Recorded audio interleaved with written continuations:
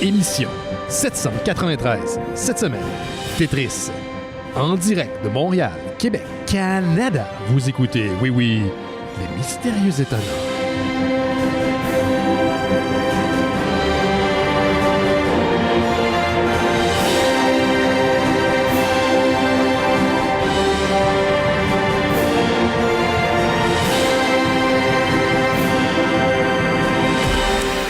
Bonjour à toutes et à tous, vous écoutez Les Mystérieux Étonnants, une émission en balado-diffusion consacrée au BD et à l'ensemble de la culture populaire.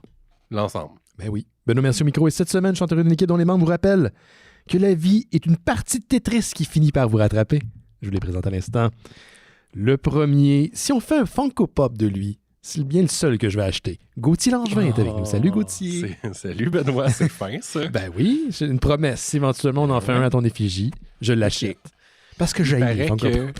J'ai ça, je trouve ça tellement. Il paraît qu'ils en ont produit tellement trop. On a parlé la semaine que passée. c'est genre une des affaires les plus jetées dans le monde. Oui, récemment, c'était plus rentable pour eux de jeter des Funko Pop qui étaient dans des entrepôts que de continuer à payer pour l'entreposage. C'est sûr. C'est fou, hein? Ben, dans la chaîne logistique dans laquelle on vit là, actuellement, dans le monde moderne. Là. Mais tu vois, c'est vrai, ça fait un lien même avec ce que tu viens de dire, que la vie, c'est un continuel jeu de Tetris. Absolument. Dans tous les aspects de notre vie, Absolument. c'est ça. On essaye de mettre ensemble des affaires qui ne fitent pas nécessairement ensemble, puis ça va de plus en plus vite, puis on essaie de gérer tout en même temps. Puis à la fin, game over, man. Ouais, game on over. veut juste que ça... On veut juste que ça soit beau. C'est ça. On veut juste que ça soit un beau mur. Oui, mais c'est temporaire, ce n'est que futile, ce n'est que fugace. Tout le temps des nouveaux morceaux qui arrivent. Exactement. Hey, si jamais vous vous rendez compte que je parle comme quelqu'un qui est sous. Oui, c'est parce que t'es sous. Je t'ai vu qu'il allait une bière avant. C'est ça. J'étais stressé. C'est ça. Non, j'ai le nez bouché parce que je traîne encore une petite COVID de la semaine passée. Ben oui, t'as pogné ça, toi. Comme, t'as eu une belle run, par exemple, plus que 3 ans. Puis t'as fréquenté des salons, t'as fréquenté des congrès, tu sais, c'est... Ouais, première COVID, il a fallu que... Mais tu t'en tires bien. C'était un rite de passage. Ben, c'est presque rendu ça, tu sais. L'autre fois, j'ai dit que je l'avais jamais pogné à ma connaissance, puis le monde était comme impressionné. Ben oui, c'est vrai, t'es un des rares. Ben oui, mais parce que tu fais vraiment attention. Je fais trop attention. C'est ça, ouais. Mais tu sais, c'est ça. On a le permis de conduire. OK. Puis la poignée la COVID. Ben, tu vois, ça, à date, c'est 0 pour les deux. Fait que je suis correct. C'est ça, t'es pas très rite de passage. Non, j'ai pas eu de balle de finissant non plus. Écoute, j'ai pas Pour vrai? Non, ben moi non. T'es pas à ton balle? Ben, j'ai pas eu de balle à cause de mon parcours scolaire fucké. J'ai eu un genre de pseudo-balle à la fin de ma formation, mais à la fin de mon secondaire, mais je l'ai fait à l'éducation des adultes. Fait que c'était pas... C'était pas aussi codifié qu'un balle de secondaire 5 régulier. Moi, je suis allé à mon bal, mais je suis pas allé à mon après-balle. Ouais. Parce que je travaillais le lendemain. Hey, ça, c'est loser, Gauthier. Je suis désolé, là, c'est poche. C'est poche en esti. Oui. J'étais tellement un petit gars responsable que je suis pas allé à mon après-balle parce que je travaillais le lendemain. Ben voyons, c'est à comme... ma défense, c'était genre ma première journée dans un camp de jour. Là, où j'étais moniteur. Fait que tu sais, pas rentrer. Ça serait bien la première fois qu'un moniteur de camp serait rentré travailler sous. Hein? Faut pas créer un précédent, Gauthier. Je suis fier de toi. Je sais pas si c'est encore comme ça. Parce que j'imagine que oui. Les nouvelles générations, là, on n'arrête pas de dire là, que sont straight edge puis qu'ils sont donc meilleurs que nous autres. Sûrement qu'ils font plus ça. Là. J'ai l'impression qu'ils sont plus responsables, mais j'ai aucun data pour affirmer ça. Et comme non, c'est ça, c'est juste une impression. Là. Mais ouais, c'est ça. Fait que je suis. Puis on avait comme. Tu sais, les collèges privés, ils ont comme des traditions weird. Là. Il y avait comme un show qui s'appelait le Bye Bye. Là, chaque promotion faisait son bye-bye, tu sais. Un bye-bye? J'étais pas allé. Non, fuck off. Tout le monde était allé là. Moi, quand j'ai quitté le secondaire, là, c'était fini. Comme le lendemain, là, c'était fini. Genre, ma blonde était une fille du secondaire. Mais à part ça, genre, j'ai comme pas vu aucun ami. T'es pas retourné au secondaire, t'es pas allé revisiter ton école, t'es pas allé voir tes vœux profs. Hey, ça, c'est weird, hein? J'étais vraiment geek et nerd, là. Moi, non! Tu sais, comme jeune, là, hein? J'étais coach de génie en herbe. Hey, sacrément, comment t'as fait pour perdre ta virginité? Je peux pas croire que c'est arrivé. Je sais! Je suis tellement chanceux! Ben, l'univers fou, a un hein? plan pour nous, Gauthier, hein? C'est ce que j'ai appris. C'est ça. Fait que oui, je suis retourné au secondaire pour coacher une équipe de génie en herbe. Mais tu sais que parce que j'ai pas eu l'expérience secondaire classique, parce que j'ai pas eu la chance d'assister à un bal de secondaire 5 comme presque, disons, un bon pourcentage des Québécois, je dirais pas que j'ai une obsession, mais j'ai une fixation là-dessus. Puis j'adore les films des 90s, début 2000, de style... genre Breakfast Club. Ouais, Breakfast Club, American Pie. Tous ces films-là avec les traditions qui viennent avec le passage du High secondaire. school culture. Exactement. Oui, absolument. Puis pendant longtemps, j'en écoutais, puis je me demandais pourquoi je triple là-dessus, ça n'a pas rapport. Puis j'ai catch que par... Comment on dit ça? Par osmose. Association. Par association. Genre, je revis quelque chose que je n'ai pas vécu, en fait. C'est fucked up. Ouais, puis tu sais, c'est le fun. Il y a comme une énergie où... tout est possible. Je sais que ça a l'air de cliché de dire ça, là, mais c'est comme un des tropes qui incarne le mieux ça. Ouais. Où t'as une gang de personnages qui peut leur arriver pas mal n'importe quoi. Là, tout est ouvert. La vie est devant espoir, eux, c'est ça. C'est ça. D'ailleurs, en parlant dans le clan des Skulls. Oh, ça sonne à la porte. Ça sonne à la porte. Je pense que c'est ma webcam. Ben vas-y.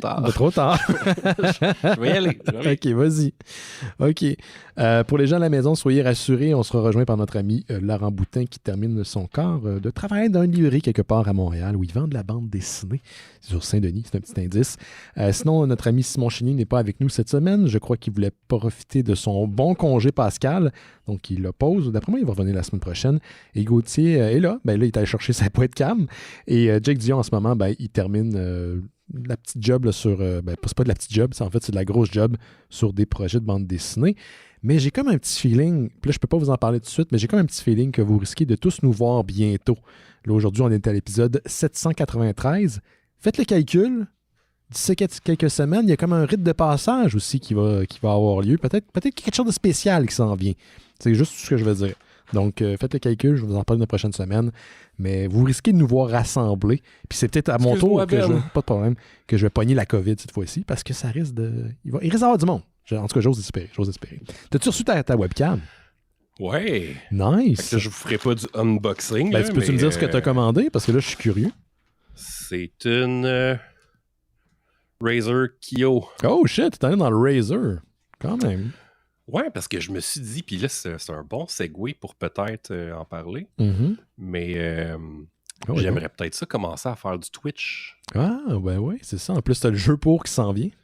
C'est ça. Diablo 4. Diablo 4. Fait que si ça vous tente, on va commencer à faire ça. Essayer. Ben ouais. Moi, je suis un vieux crouton, là, fait que j'ai comme aucune idée de comment tout ça marche, mais j'ai commencé à écouter des vidéos de Asmongold, qui est comme un gros joueur de WoW. Qui fait des vidéos vraiment super intéressantes, puis j'aime vraiment beaucoup sa franchise, puis il fait souvent des reviews, puis ça c'est vraiment bizarre, là, c'est très méta, là. Il fait des reviews de jeux. Ouais, ok. Fait que il va comme écouter quelqu'un critiquer un jeu, puis il va en parler sur pause, puis il va parler de ça. Mais ça donne quand même une perspective intéressante. C'est sûr qu'il a les cheveux longs. C'est un dude qui a les cheveux... Ouais, je pense savoir c'est qui. J'ai vu une couple de ses critiques. Ouais, il y en a plusieurs. Ça dépend, tu sais. Twitch, c'est comme la télé, là. C'est pas tout ce qui est diffusé qui est intéressant. Il faut trouver un peu son créateur ou ses créatrices qu'on aime. Moi, j'aime beaucoup. J'en suis pas beaucoup. Je suis Radio Talbot. Je suis Niquette dans le temps, Mathieu Niquette, quand il y avait son Twitch plus activement. Je suis la créatrice là, Andy de Frenchie qui me fait beaucoup rire. Là. C'est une Québécoise qui fait des streams en anglais, mais tu sais, c'est un franglais dégueulasse, puis elle s'en cache pas. Là. Puis elle est vraiment hilarante, puis super créative. Là. C'est vraiment incroyable ce qu'elle fait. Mais, il y a Matt Pellerin aussi que j'ai découvert comme cette semaine. Il est vraiment drôle, mais il est super loud, puis tu sais, comme il s'en cache pas. Là. Il joue c'est plus League of Legends. Puis en ce moment, il joue beaucoup à Resident Evil 4. Qui a l'air vraiment cool. Les remakes à date des Resident Evil, là, ils ont l'air d'avoir la cote. Ouais. C'est les 4 qui ont fait à date, ça a l'air d'être du bon stock. Malheureusement, il faut de l'argent pour l'acheter. Ouais, c'est ça. Il faut que je me modère un petit peu, moi aussi. Là. C'est une de mes nouvelles, d'ailleurs. OK. D'ailleurs, je voulais juste dire que je vais te parler de mon week-end, parce que moi, ça fait 4 jours que j'ai pas... En fait, je viens de revenir chez nous hier, puis on parlait de secondaire brisé. Ben oui, c'est ça. On parlait de secondaire brisé. Je suis retourné à la source, Gauthier. Je suis retourné sur la Rive-Sud parce que ma sœur m'a accueilli avec son chum et leur bébé. Dans le Mother Brain. Dans le Mother Brain d'origine. C'est vraiment bizarre parce que, ben d'un, je suis super content que j'ai passé 4 jours là-bas. Pour vrai, c'était vraiment chic de la part de mon beau-frère et de ma soeur de m'accueillir, surtout qu'il y a un bébé de 1 an. Mais j'ai dormi dans le sous-sol où j'ai passé mon adolescence. Oh shit, throwback. Ouais, je t'avouerais que la première nuit sur le coussin pneumatique, alors que je recontemplais les choix qui m'ont amené ici, j'ai pas beaucoup dormi. 41 ans, pas de job, dans le sous-sol de ton adolescence, où tu as lu beaucoup de Star Wars, n'ayant pas beaucoup d'amis. Il y a un contexte là autour. Oui, je sais, mais... la panne de courant. Là, j'ai peut-être versé une larme. Genre, j'étais peut-être un peu à l'envers. Mais c'était vraiment le fun pour vrai. Hey, mais tu sais, pour vrai, là, ma soeur et son chum font vraiment une super de belle job. Puis j'ai découvert... comment je pourrais dire ça? J'ai découvert que si j'étais en merde, je pouvais appeler ma famille, ce qui est comme pas un réflexe que j'ai. C'est pas inné chez moi. Genre. Ça m'a donné ce cadeau-là. Puis de passer quand même 4 jours avec ma nièce que j'avais pas vu beaucoup à cause de la COVID dans la dernière année. Ouais. Fait que c'était quelque chose. C'était vraiment une belle expérience. Mais c'est ce que je veux dire. C'est que j'étais pas là pendant 4 jours. Je me demandais si le show allait avoir lieu aujourd'hui. J'ai préparé des nouvelles vraiment rapidos. J'ai comme écouté le film sur ma tablette dans le sous-sol chez ma sœur. Fait que ça a été fait à la bonne franquette. Une expérience particulière, mais vraiment le fun. Ça m'a été comme une genre de petit hiatus avant de revenir à mes problèmes actuels qui sont de trouver une job. Pour les gens qui le savent, j'ai perdu mon emploi ça va faire même 3 semaines mercredi qui s'en vient. Puis pour l'instant, j'ai pas de nouvelles du chômage. Donc je sais même pas si j'y ai le droit. Techniquement, j'y ai le droit, mais à cause de la situation financière des Mystérieux Étonnants, donc j'ai un revenu techniquement qui rentre. Ils vont devoir statuer là-dessus, mais je ne sais même pas ce qui va se passer. Fait que j'attends un mot de passe pour avoir accès au chômage. J'attends un mot de passe pour avoir accès à mon dossier Canada, qui n'est pas le mot de passe, qui n'est pas le même portail exactement. Ouais. C'est vraiment bien fait, le Gauthier. Tu sais, là, le UX, là, le UI sur le site du gouvernement du Canada, là, c'est pas vieillot pantoute. Fait que je suis là-dedans. C'est probablement l'un des pires moments de ma vie. Je vous le dis ouvertement, j'en ai parlé la semaine passée. C'est que j'ai hâte que ça soit derrière moi puis de passer à autre chose. Mais merci. Je parle de ça, c'est pas juste pour ventiler, quoique, oui. C'est que ça doit aider. Ça doit aider, oui, ça doit bien. Mais il y a plusieurs personnes qui m'ont écrit au cours de la semaine pour m'envoyer des petits mots comme d'encouragement, autant sur le Discord que sur la boîte courriel du Facebook des Mystérieux. Fait que j'apprécie tout le monde. Merci beaucoup. Merci pour votre patience. C'est une des raisons aussi qui explique qu'il n'y a pas eu de nouveau contenu Patreon durant les 2 dernières semaines parce qu'on est techniquement engagé dans un cycle de Lynch. Et écoute, en ce moment, il faut que je sois concentré, dédié entièrement à la recherche d'emploi. Mais il y a peut-être quelque chose qui s'en vient qu'on va pouvoir mettre en place. Mais malgré tout, il y a des gens qui se sont abonnés au Patreon, même si je l'avais spécifié la semaine dernière. Donc, encore une fois, un gros gros merci. Parce que sans Patreon, on ne peut pas exister, mais à cause du Patreon, moi, peut-être que je ne pourrais pas exister. Fait que c'est comme une drôle de place. C'est un 3 piastres qui fait du chemin et qui nous aide à... J'ai l'impression aussi à imaginer des projets là, pour la suite là, aussi. Oui, exactement. Il y a un fonds qui est là. Plus il va y avoir de 3 piastres, plus on va pouvoir se permettre des affaires... peut-être éventuellement retrouver un local, ça serait le fun, avoir un studio, ce genre de choses-là, avoir un montant de côté. Puis on a des auditeurs très, très fidèles, très, très humains. Puis ça, j'ai toujours dit, on en a souvent déjà parlé, nous autres, en gang, devant le micro et hors micro. Donc, on est très, très, très, très choyés. Fait que c'est ça, j'arrête de parler de job, mais si vous avez une job pour moi, ben@mysterieutonnant.com, je fais tout. Tu t'es-tu fait répéter ad nauseam, genre, ben là, pénurie d'emploi, c'est sûr, tu vas te retrouver. Je me suis fait dire ça une couple de fois, mais de façon globale, les gens n'ont pas ressorti cette affaire-là. Je pense qu'initialement, pour m'encourager, là, oui. Mais tu sais, c'est parce que ma problématique, man, c'est... Je sais pas, moi, ce que je fais dans la vie. Tu sais, je fais du graphisme, je fais du podcast, j'ai fait de la télé. Tu sais, j'ai eu 3 shows de télé, dont 2 que j'ai animés, là, OK? Mais je peux pas aller travailler à l'usine de la télé. Ça n'existe pas. Puis j'ai pas de contact, je suis un nobody. Je pense qu'à l'époque, on en a déjà parlé, il me semble, au show, que Souvent. Tout le monde se transforme en chargé de projet. Là. Ouais. On fait tout puis rien en même temps. Là. Moi, je suis comme Mais tout est éditeur. Rédacteur, mais tu sais, pas de formation en édition. Mais t'as appris ça le tas, t'as les mains là-dedans depuis quoi, ça. 15 ans, 12 ans? On apprend sur le tas. Mais, je voulais faire un lien parce que t'étais pas la semaine passée. Tout ça m'angoisse, pas parce que je pense pas que j'ai des expertises, au contraire, j'en ai beaucoup puis variées. Mais j'ai vu un reportage, ou plutôt une capsule humoristique très renseignée de Last Week Tonight avec John Oliver où il parlait des IA. On l'a partagé sur le Discord, je ne sais pas si tu l'as écouté, mais il parlait de comment les CV sont sélectionnés, comment on choisit des CV dans les banques de CV virtuelles et à quel point, de un, il y a un biais en fonction de la sélection parce que c'est des humains qui ont codé ça. De deux, il y a des profils qui pourraient ne pas remonter à la surface parce qu'ils ne collent pas à la demande d'emploi exacte. Donc, ils recherchent des mots-clés. C'était quoi, genre, les points communs dans une entreprise? Il y avait genre, si tu t'appelais Ryan puis que tu jouais au racquetball, t'avais genre vraiment plus de chances de te faire engager. C'est fucked up, hein? Asti que c'est weird. Ouais. Ils font des liens vraiment, tu sais, qui n'ont aucun rapport avec la nature de la job. Là. Absolument. Mais tu sais, c'est des Ryan probablement qui ont codé les applications.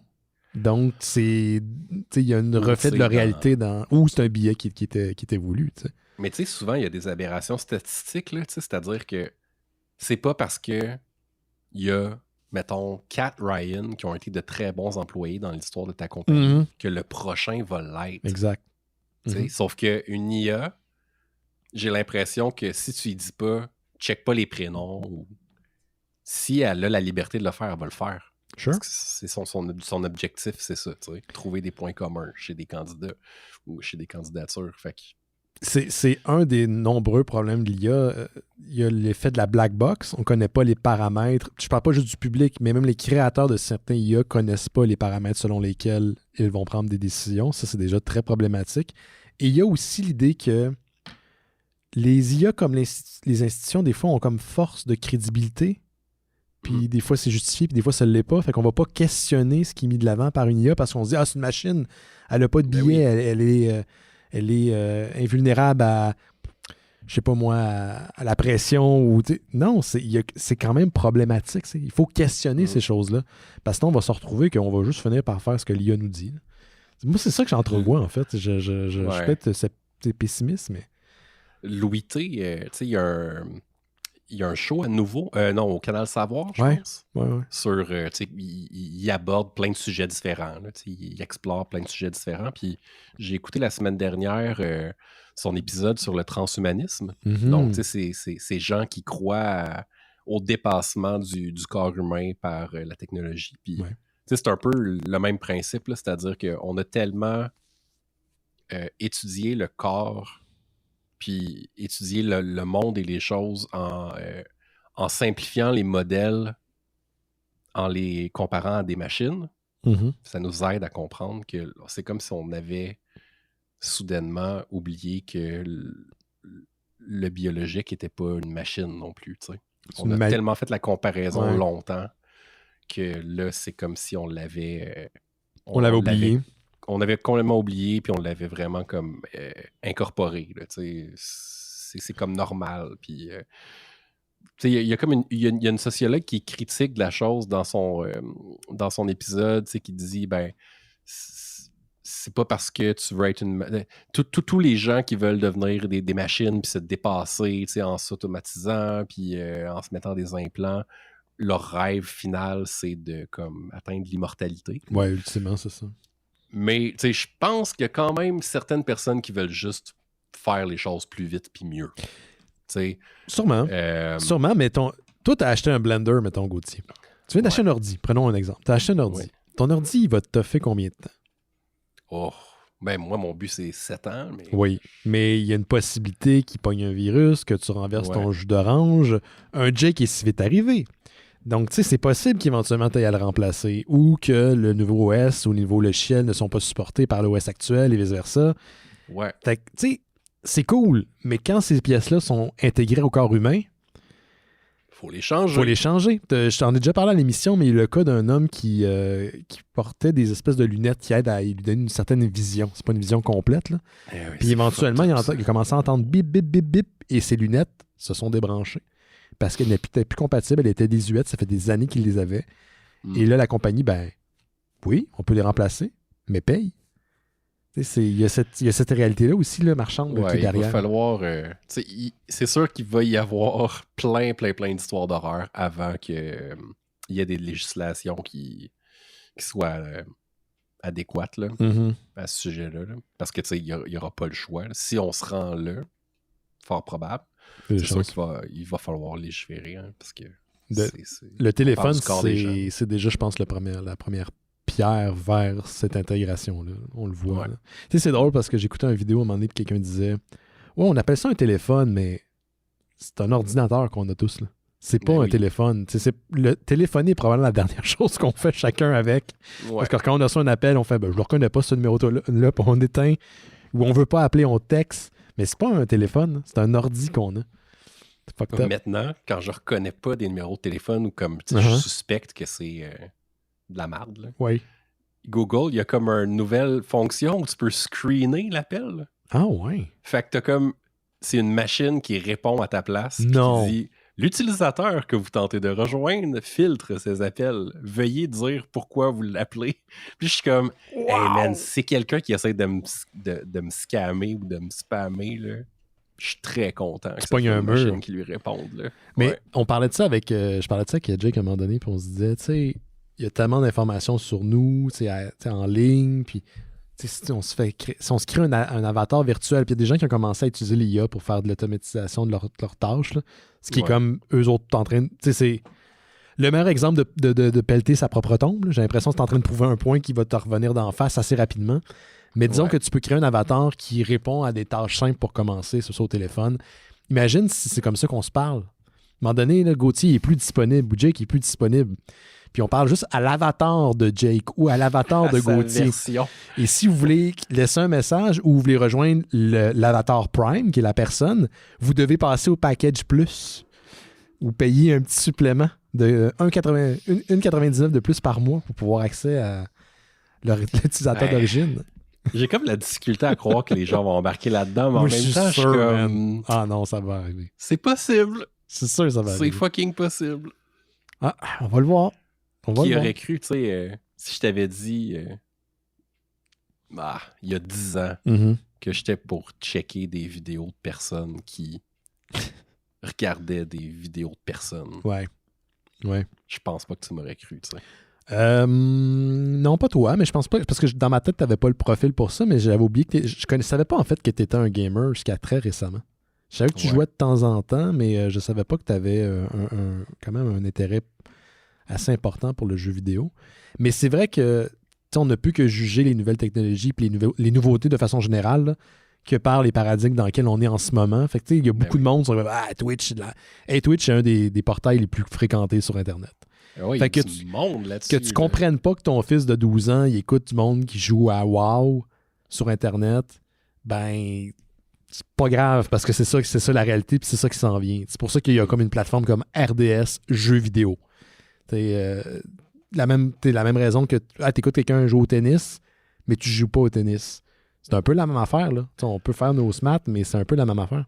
Puis tu sais, ton histoire d'avatar, là, la discussion que tu avais avec Jake, tu sais, si en même temps, si tu l'entraînes bien, puis qu'elle correspond vraiment à une version que tu veux publique, puis gentille, puis comme, tu sais, politiquement correcte, puis que genre, tu sais, elle partira pas de marde avec personne, puis elle fait juste servir à filtrer d'interface tout ce qui rentre vers toi dans ton intimité.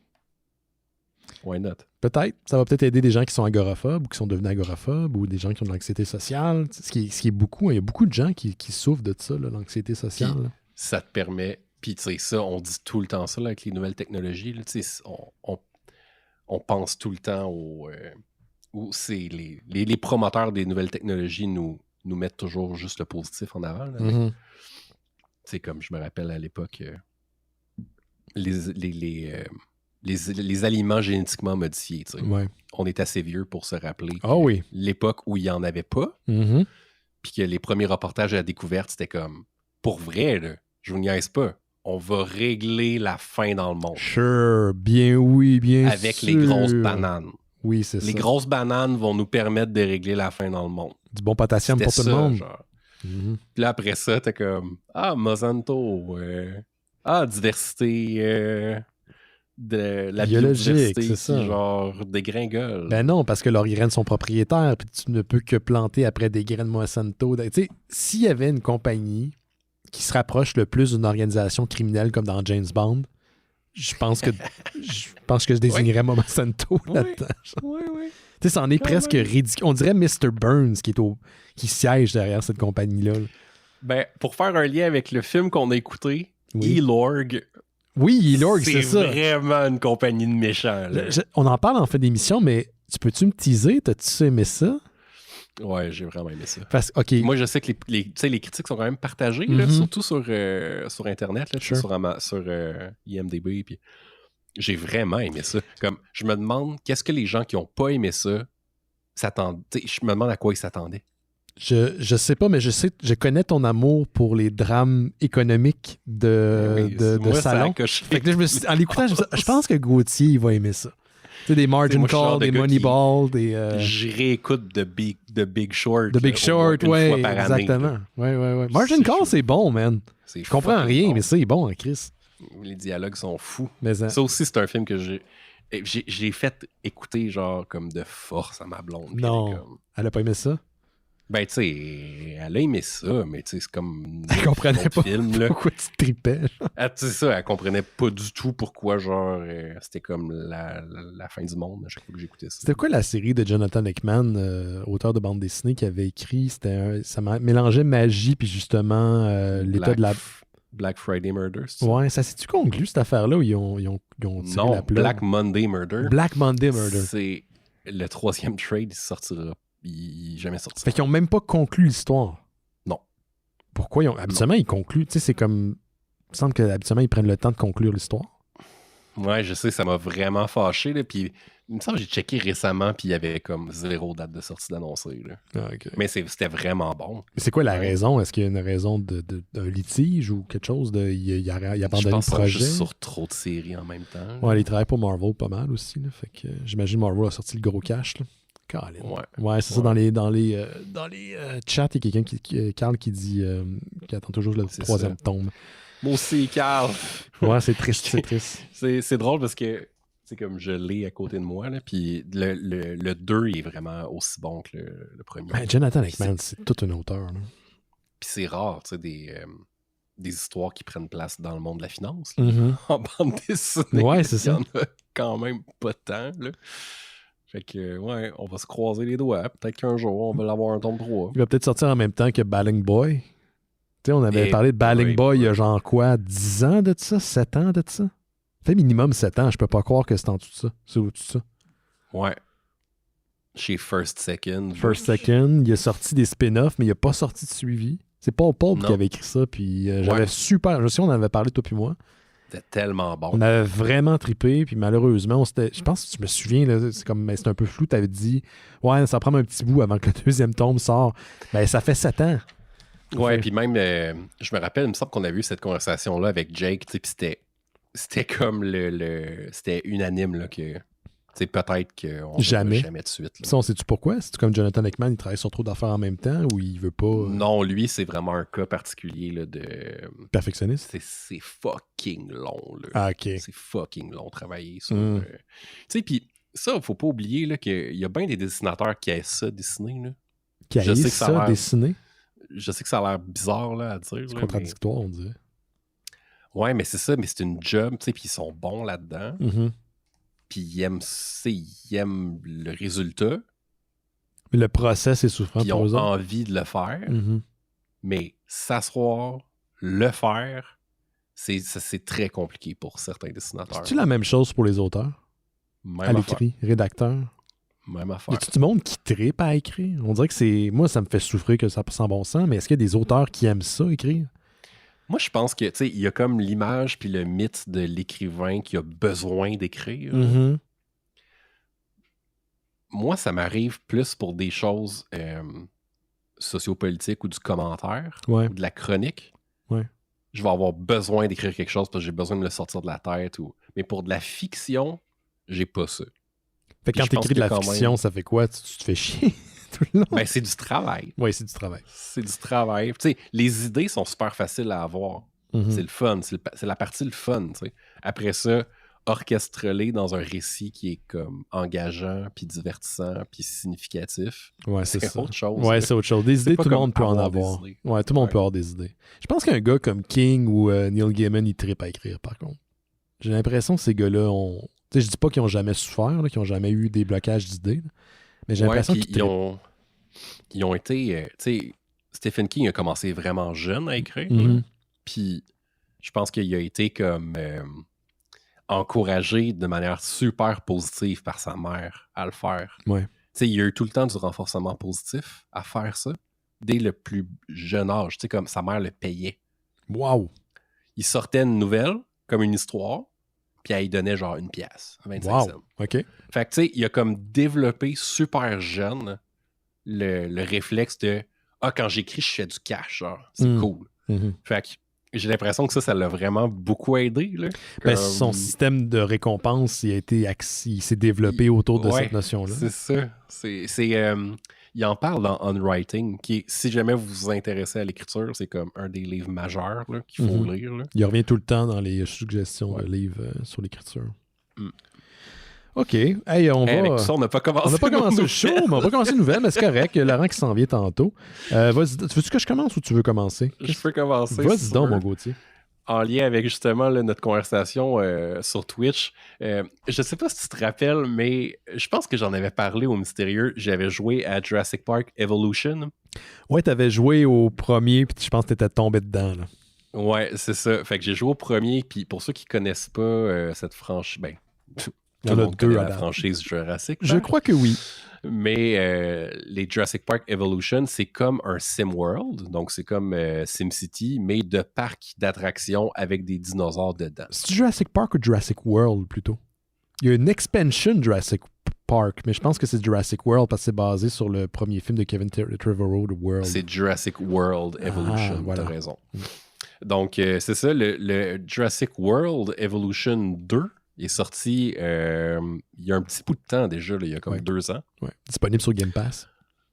Ouais, c'est ça. Mais étant donné que je viens d'avoir un ordi, puis que Steam, c'est le fun, puis que souvent les jeux sont en rabais, ben je me suis acheté Jurassic World Evolution 2. Nice. Puis c'est vraiment le fun. C'est Si le vous fun. aimez les sim-like, si vous avez aimé le 1, tu sais, c'est pas vraiment différent. Il n'y a pas d'énormes nouveautés, là, à part, si je me souviens bien, toute la technologie autour des enclos pour tout ce qui vole est vraiment plus développée dans le 2. Les graphiques sont pas mal plus beaux. Mais c'est ça, si vous avez aimé le 1, vous allez vraiment aimer le 2. La seule petite critique que j'ai à faire, c'est que le mode campagne est vraiment court. OK. Tu sais, comme puis, ben, c'est le fun parce que les missions, une après l'autre, te montrent vraiment comment jouer. Comment Tu jouer. sais, c'est un super bon didacticiel. Mais c'est comme 4 missions, je pense. That's it. Ouais, 4 ou 5 missions. Fait que c'est vraiment pas beaucoup. Puis ils sont quand même assez faciles à faire rapidement. Là. Fait que vous avez passé à travers le mode campagne plutôt vite. Mhm. C'est sûr que l'attrait principal, c'est de rentrer dans le sandbox puis de faire ce que vous voulez, puis de faire un esti de gros parc d'attractions où tout va chier, puis les dinosaures vont manger le monde. C'est comme Moi, je c'est suis arrivé pas- dans tous les films de Jurassic Park. Fait que je pense que c'est une bonne prédiction. C'est Prédiction, ça, puis disons, fiable. Ils jouent un peu avec ça là, dans le trailer pour le jeu. Ils sont comme oui, on a fait des erreurs, mais cette fois-ci. Puis c'est dit avec un ton de genre ouais, on sait que tout va chier. Là. Mais moi, c'est drôle, j'ai jamais été un enfant. Puis là, tu vas te demander où je m'en vais, là, mais j'ai jamais été un enfant qui jouait à qui détruisait mes jouets. Qu'est-ce que tu veux dire, détruire tes jouets? Tu sais, il y a beaucoup d'enfants là, tu sais, comme qui jouaient, genre, mettons, avec des autos, puis là, ils jouaient à faire des accidents, tu sais. Ouais. Ils simulaient un accident. Mais est-ce qu'ils abîmaient? Tu veux dire qu'ils abîmaient pour Ouais, vrai? tu sais, ben, ou juste, tu sais, comme, genre simuler un accident, tu sais. Mhm. Moi, à la place, tu sais, j'avais un tapis, là. Mhm. Je sais pas si vous aviez ça, là, mais là, Avec des les gens de routes. notre génération, là, c'est comme un tapis avec des routes, là, Ouais. une ville. Là. On ne l'avait Puis là, pas, tu mais je sais prenais quoi. tes petites autos. Prenais tes petites autos, puis là, tu faisais comme... Tu jouais à la ville avec tes petites autos. Moi, je faisais pas d'accident, tu sais. Il fallait comme... Ah, tu respectais le code de conduite. Je respectais le code de la route. Puis là, j'allais à l'épicerie. Puis là, je m'achetais des affaires. Puis là, je retournais à la maison, tu sais. Fait que quand je joue à Jurassic World Evolution, c'est un peu ça aussi. Je suis Fait comme... que tu pètes à rien. Est-ce qu'il faut pas que ça chie? Non. Faut pas que ça chie, là. Fait que dès qu'il y a un dinosaure qui s'en va, tu sais, je capote, là, je mets tout le monde à l'abri. Je joue vraiment selon les règles. Ouais, je comprends. Moi, je détruisais pas mes jouets. Je faisais, tu sais, comme, je pense que ma philosophie similaire à la tienne, mais c'était pour les Legos. Je suivais les instructions. Ouais, Je ne pétais pas les Legos pour en faire autre chose. Je ne faisais que les instructions, puis les modèles devaient rester assemblés. Ouais. Je respectais les règles. Ouais, c'est ça. Mais c'est comme c'est satisfaisant de faire une belle base. Ouais. C'est un peu le même plaisir que quand on était enfant puis on dessinait des bases. Les bases des gentils, les bases des méchants. Fait que je retrouve ce plaisir enfantin-là avec ce jeu-là. C'est pas très...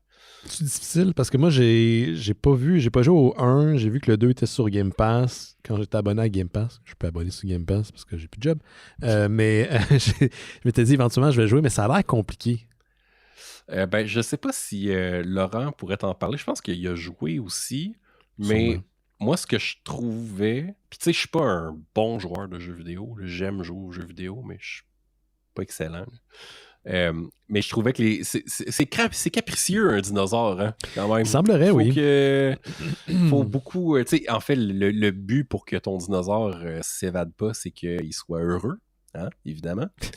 Fait que tu sais, c'est de mettre la bonne luzerne, la bonne chèvre dans son Fait que quoi, s'il est piste et il veut s'évader, c'est ça qu'il veut faire? Ben, si c'est un carnivore qui a besoin d'une proie, de courir après une proie, puis tu lui mets juste du steak, mettons, il va être en tabarnak, puis il va vouloir s'en aller, tu sais. OK. Fait qu'il faut que tu étudies tes dinosaures pour savoir qu'est-ce qu'ils veulent. Fait qu'il aime la chasse, c'est ça?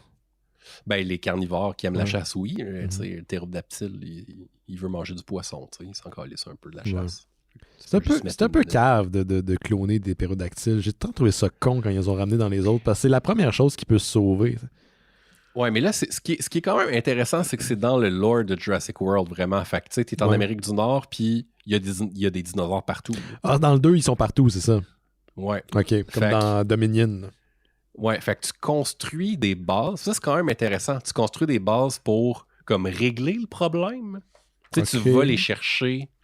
Tu vas plus chercher sur l'île, de l'ADN. Okay. Tu vas plus chercher de l'ADN pour les cloner dans ta base. Tu peux éventuellement, mais principalement, ce que tu fais au début, c'est d'aller chercher des dinosaures qui sont dans la nature, qui se sont sauvés, pour les ramener dans ta base. Puis c'est comme un acte de conservation et de protection. Sure. Ouais. Uh-huh. C'est ridicule. Ça a l'air cool. Mais ça marche. Mais c'est ça, je demanderai à Laurent qu'est-ce qu'il y en a. Parce que je suis pas mal sûr qu'il a joué lui aussi. Ben oui, c'est un gros fan de Jurassic World. Il a même je pense qu'il a même aimé le dernier. Ça te dit à quel point il y a vraiment un amour pour cette franchise. Moi, je trouve que c'est une bouse, man. C'est gênant. Ça, c'est pas celui gênant. Avec... c'est pas celui avec des méchants mafieux qui font une vente aux enchères de dinosaures. Non, ça, c'est le deuxième dans le manoir. Avec un sous-sol où il y a un laboratoire style Resident Evil. Là. C'est exactement. Avec un dinosaure que tu peux contrôler à distance. Là. Ouais, remote, là. Il peut réagir, mais t'as un dinosaure à un moment donné qui brise le quatrième mur. Là. Il va tuer il va faire semblant d'être évanoui, puis il regarde la caméra avant de tuer un dude. Ah, malade. C'est super gênant. Mais le dernier, ils ont ramené les acteurs du premier. Là, Jeff Goldblum, mon Dieu, Sam Neill. J'ai oublié le nom de la dame. Colin. Ah oui, c'est vrai. Ils sont tous là. Ils sont tous là. Puis ça devient une espèce de... Je pense pas que c'est une critique, là, mais il y a des clins d'œil à Apple, puis les GAFA, puis... On n'avait pas besoin de ça. C'est weird, là. C'est vraiment weird, là. Il y a un petit... Je sais pas comment expliquer. C'est juste... Mais tu sais, c'est bombastique, là. Ouais. C'est du gros blockbuster, Mais tu sais, quand t'écoutais le premier de 93, c'est blockbuster, mais c'est le fun, puis c'est intelligent, puis ça arrête pas. Puis t'arrives à la fin, puis t'es essoufflé. Là, c'est bombastique, mais c'était sa même note tout le long. Il n'y a rien qui te fait... Il n'y a pas de tension vraiment. Il n'y a rien qui vient te chercher. C'est un bon repas micro-ondes. Ça fait la job, mais c'est pas ça qui va révolutionner ton monde. Un peu trop sucré. Toujours un peu trop sucré. Ouais, jamais assez de sel. Très cancérigène. C'est ça, Dominion. C'est pas très bon. Mais on va demander l'opinion de notre ami Laurent Boutin, un spécialiste. Expert S. Dinosaure. Ben oui, il y a un podcast, c'est Dinosaures. On doit bien connaître ça. C'est quoi le rapport? Ah ben regarde, on va rester dans les franchises, parce que là, on a parlé de Jurassic World, qui, ma foi, est une grosse franchise qui peut-être devrait faire dodo pour un petit bout de temps. Quoique, on est à une idée de faire quelque chose d'intéressant. La preuve, moi, je suis full fan de la saison 3 de Picard, puis j'ai été passé de façon pénible au travers des 2 premières saisons, mais la 3e, là, si vous êtes fan de Next Generation, là, le dernier épisode, j'ai versé une larme. Il y a vraiment un moment où j'étais comme « You sexy motherfuckers, regardez ce que vous êtes en train de me faire. » Le mot t'as dit. Puis j'étais justement dans le sous-sol chez ma soeur, à la place où j'ai découvert Star Trek quand j'étais jeune. T'sais. Mais c'était... La boucle est fumée. La boucle est fumée. Time is a flat circle, Gauthier. Time is a flat circle. Oui, mais t'as Bloomberg qui ne fait pas habituellement dans la spéculation. Bloomberg qui est un site spécialisé en nouvelles économiques. Ils font un petit peu dans le divertissement parce que vous allez être surpris d'apprendre que le divertissement et l'économie sont étroitement liés. C'est une industrie. Exactement. Comme tu dirais. Moi, ça me fait rire quand le monde font comme. Ils disent ouais, ce film-là, ils veulent juste faire de l'argent. C'est le but de n'importe quel film. Ultimement, ils veulent faire de l'argent. Mais Bloomberg qui rapporte que Warner Bros. Discovery est en train de développer une télésérie basée sur les livres de Harry Potter. Donc, c'est pas une série qui va se dérouler dans une télésérie qui va se dérouler dans l'univers de Harry Potter, mais bien une télésérie basée sur les 7 livres de la série Harry Potter, à raison de 1 saison par livre. C'est quand même assez exceptionnel. Je suis un peu surpris qu'ils prennent cette direction-là. Vraiment.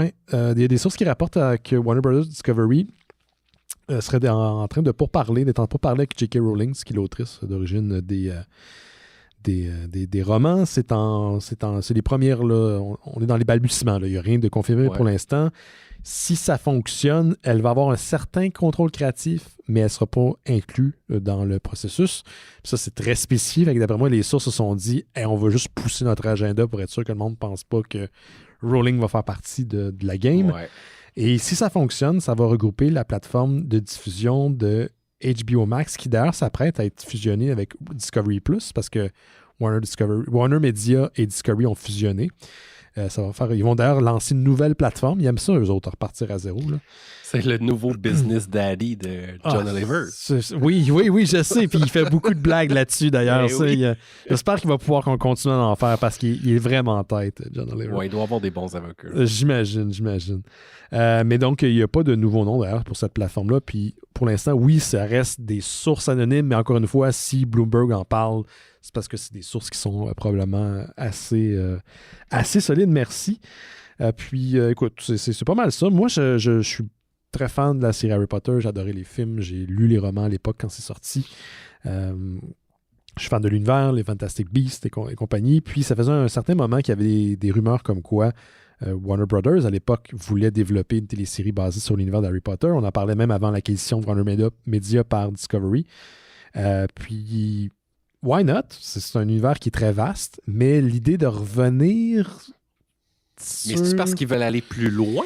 Ben, j'imagine qu'une télésérie te permet de plus développer les livres d'origine, parce que, tu sais, il y a du stock dans les livres, là, ils sont quand même assez volumineux.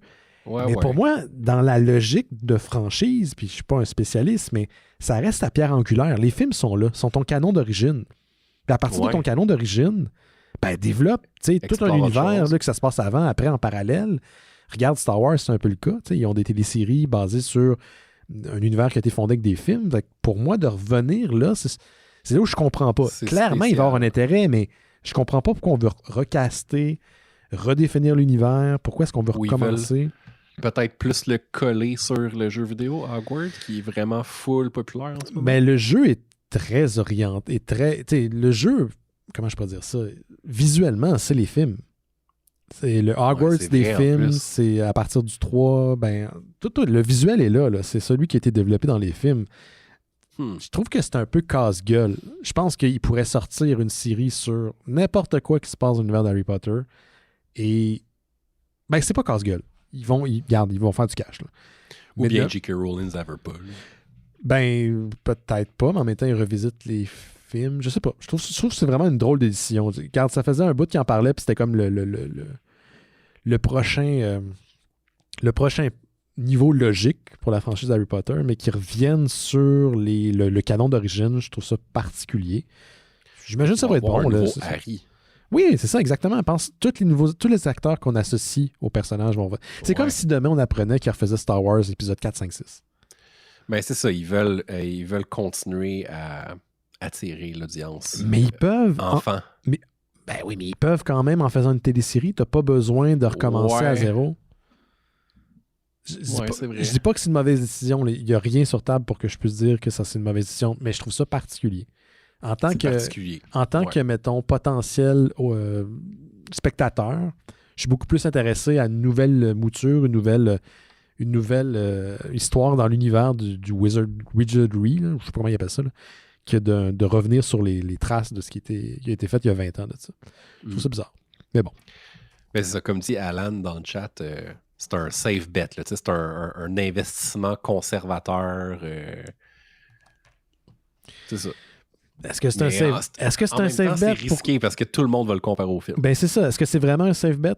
Parce que demain, tu sors une série qui se passe dans... C'est dans le département de... On suit les horreurs. Ceux qui chassent on met ça en 1609, on met ça en 1904. Il va y avoir du monde.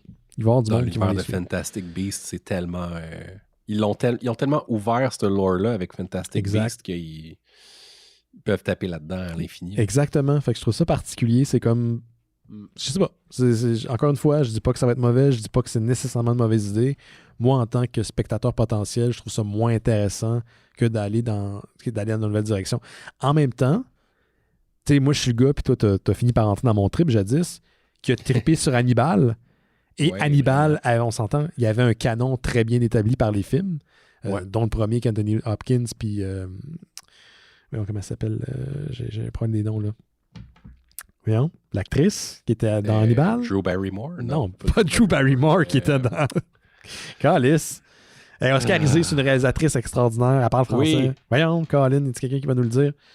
Aidez-nous. Bon, aidez-nous. Mais la série est allée dans des eaux que les films n'ont pas pu explorer. Il y avait un côté plus artsy, vraiment visuel. On ne pouvait pas mettre autant, mettons, de nudité ou de violence, mais ils ont trouvé une ligne vraiment propre à eux qui ont super bien exploité. Mais ça a-tu fait du cash, Benoît? Ça fait juste 3 saisons. Jodie Foster, merci Étienne. Jodie Foster. Voilà.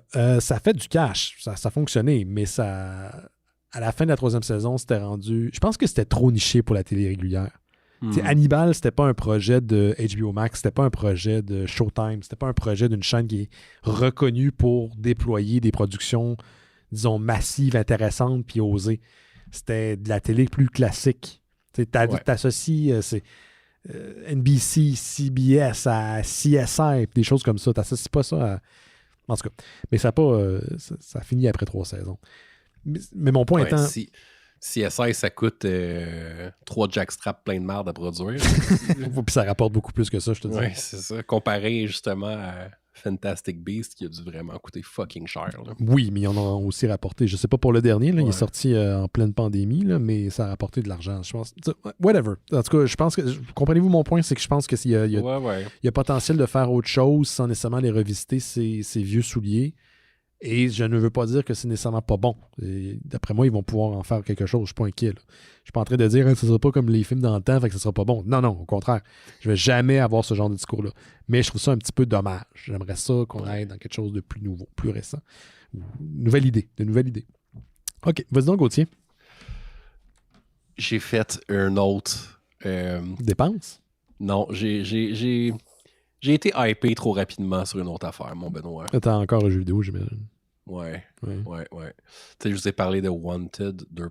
Dead le mois passé. Ouais, je me souviens que tu avais parlé de ça. Puis là, tu m'avais dit, je suis allé voir le trailer, ça a l'air d'être de la merde. Non, j'ai pas dit que ça avait l'air de la merde, j'ai dit que c'était pas super... Graphiquement, je trouvais ça ordinaire. C'est ce que j'ai dit. Ben, c'est ordinaire. Ok. C'est un jeu c'est un jeu qui a été fait par en partie les gens qui ont travaillé sur Ninja Gaiden. OK. Puis je vous avais dit à l'époque que ça ressemblait à quelque chose que j'aurais aimé que Cyberpunk soit. Mhm. Oui. Fait qu'un jeu plus arcade, d'action, ou qui est plus fast-paced, un peu moins RPG. Ouais, RPG, ouais. Puis Wanted Dead essaye de faire ça, mais malheureusement, en tout cas pour moi, ça n'a pas fonctionné. Fait que le jeu est sorti, tu y as joué. Ouais, le jeu est sorti quand? Le 24 mars, je pense? Non, avant ça, au début du mois de mars. Et puis, l'histoire est vraiment étrange. Ça se passe justement dans un univers qui ressemble un petit peu à Cyberpunk, mais t'es comme tu joues une ancienne prisonnière, en fait, qui s'est offert un deal par la police pour écourter sa peine de prison, puis aller tapocher du méchant. Ben oui. En gros. Fait que toi et ta bande de misfits va tapocher du méchant pendant tout le jeu vidéo à coups de katana puis de gun. Fait que le but du jeu, c'est vraiment d'aligner le plus de combos possible puis faire le plus de moves les plus awesome possible. Jusque-là, moi, j'embarquais. Puis entre chaque mission, il y a des mini-games qui sont drôles. Souvent associés à la pop culture. Tu fais du karaoké, tu manges du ramen, tu accumules des points. Moi, je trouvais ça le fun. La soundtrack était vraiment, vraiment, vraiment intéressante, avec une petite vibe 80s. Mm-hmm. Malheureusement, c'est trop tough. Ah, c'est difficile. C'est tellement difficile. Les contrôles, puis j'ai quand même passé 2 heures à vraiment essayer de bien le... Tu sais, puis c'est pas beaucoup, là, mais je me suis vraiment pas rendu loin. Tu joues quoi, clavier-souris ou manette? J'ai essayé avec la manette. Puis je pense que c'est vraiment un jeu qu'il faut faire avec une manette, là.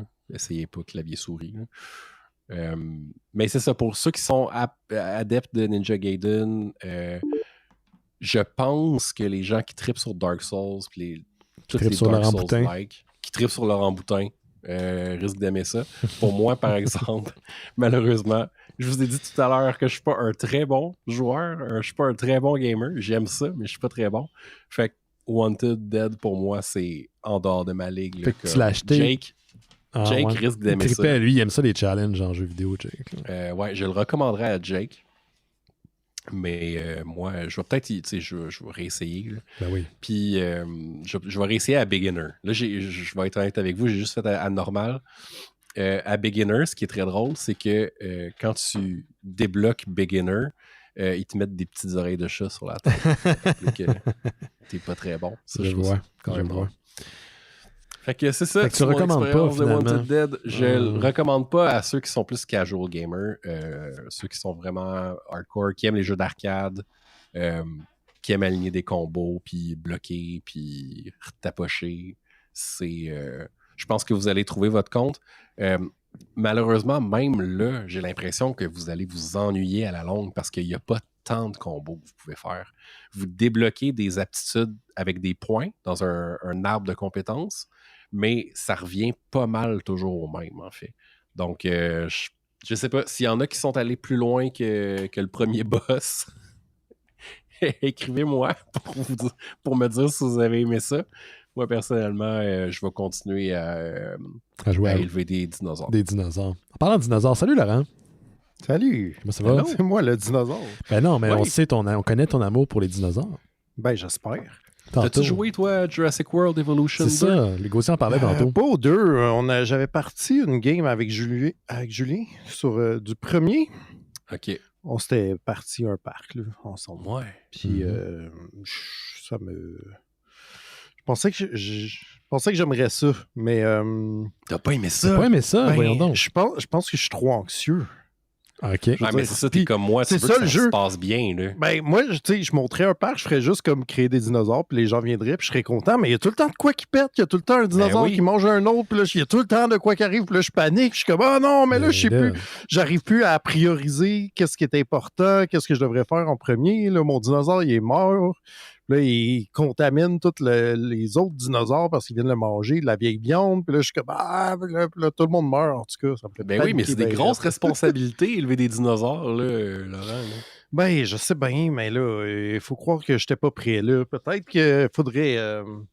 parce qu'on était aussi en mode de genre, on va essayer de faire ça, on va construire telle affaire. On fait ces dinosaures-là, wow, c'est cool. Là, peut-être qu'il faudrait faire une game plus... très terre à terre, une étape à la fois, tu sais, pis tout, là. Ouais, il faudrait que tu fasses la campagne avant pour savoir comment jouer. Ouais, ben, bon, c'est sûr, là, mais je sais pas, à la limite, peut-être qu'on était en train de faire ça, puis que ça se passait pas. Puis là, tu sais, évidemment, on était 2 cerveaux, là, fait que c'était comme... Ah ouais, c'est pire. Non, faut qu'on s'occupe de ça avant. Non, attends, je suis en train de faire... Non, passe-moi la manette. Too many cooks. Ouais, c'est ça. Fait que, écoute, j'ai pas... c'est pas un abandon, là, mais...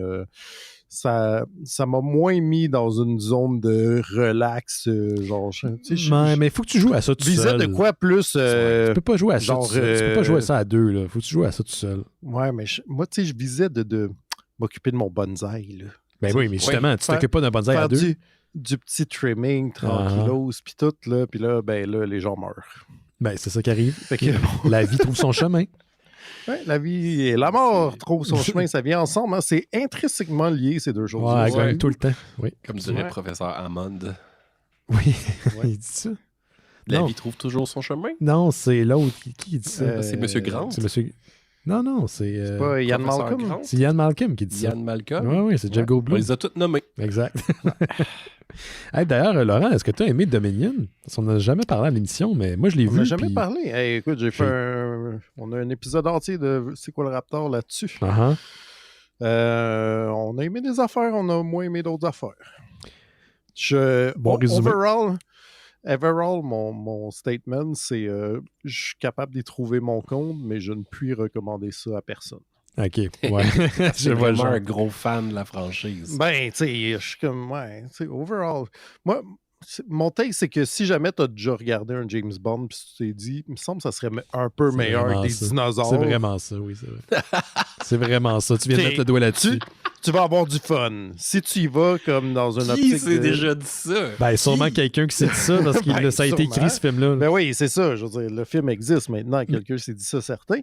Mais, tu sais, si l'idée te rebute. J'essaie de l'expliquer à Gauthier tantôt, puis je dis, c'est comme il mélange les GAFA là-dedans, puis il y a une inspiration, tu sais, un peu Apple. Puis... Mais pour vrai, tu l'as dit, c'est James Bond, mais avec des dinosaures. C'est ça.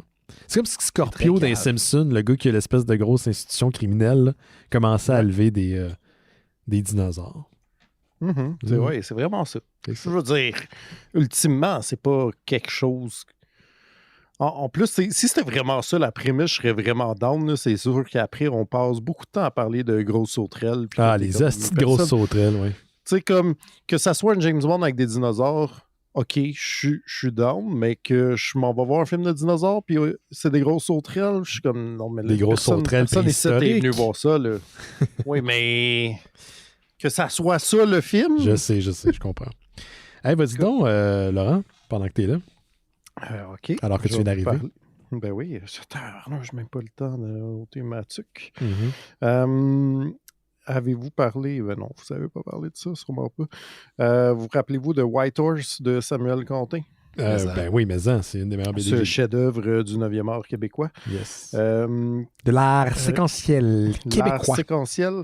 Il y a eu pendant la pandémie, au début, genre en 2021, là, il y avait le Théâtre du CEP qui avait fait un événement en ligne qui était comme une lecture de préparatoire de peut-être pièces de théâtre basée sur White Horse de Samuel Contin. La pièce va exister pour vrai, elle existe pour vrai. Il y a des billets qui sont en vente en ce moment, donc cool.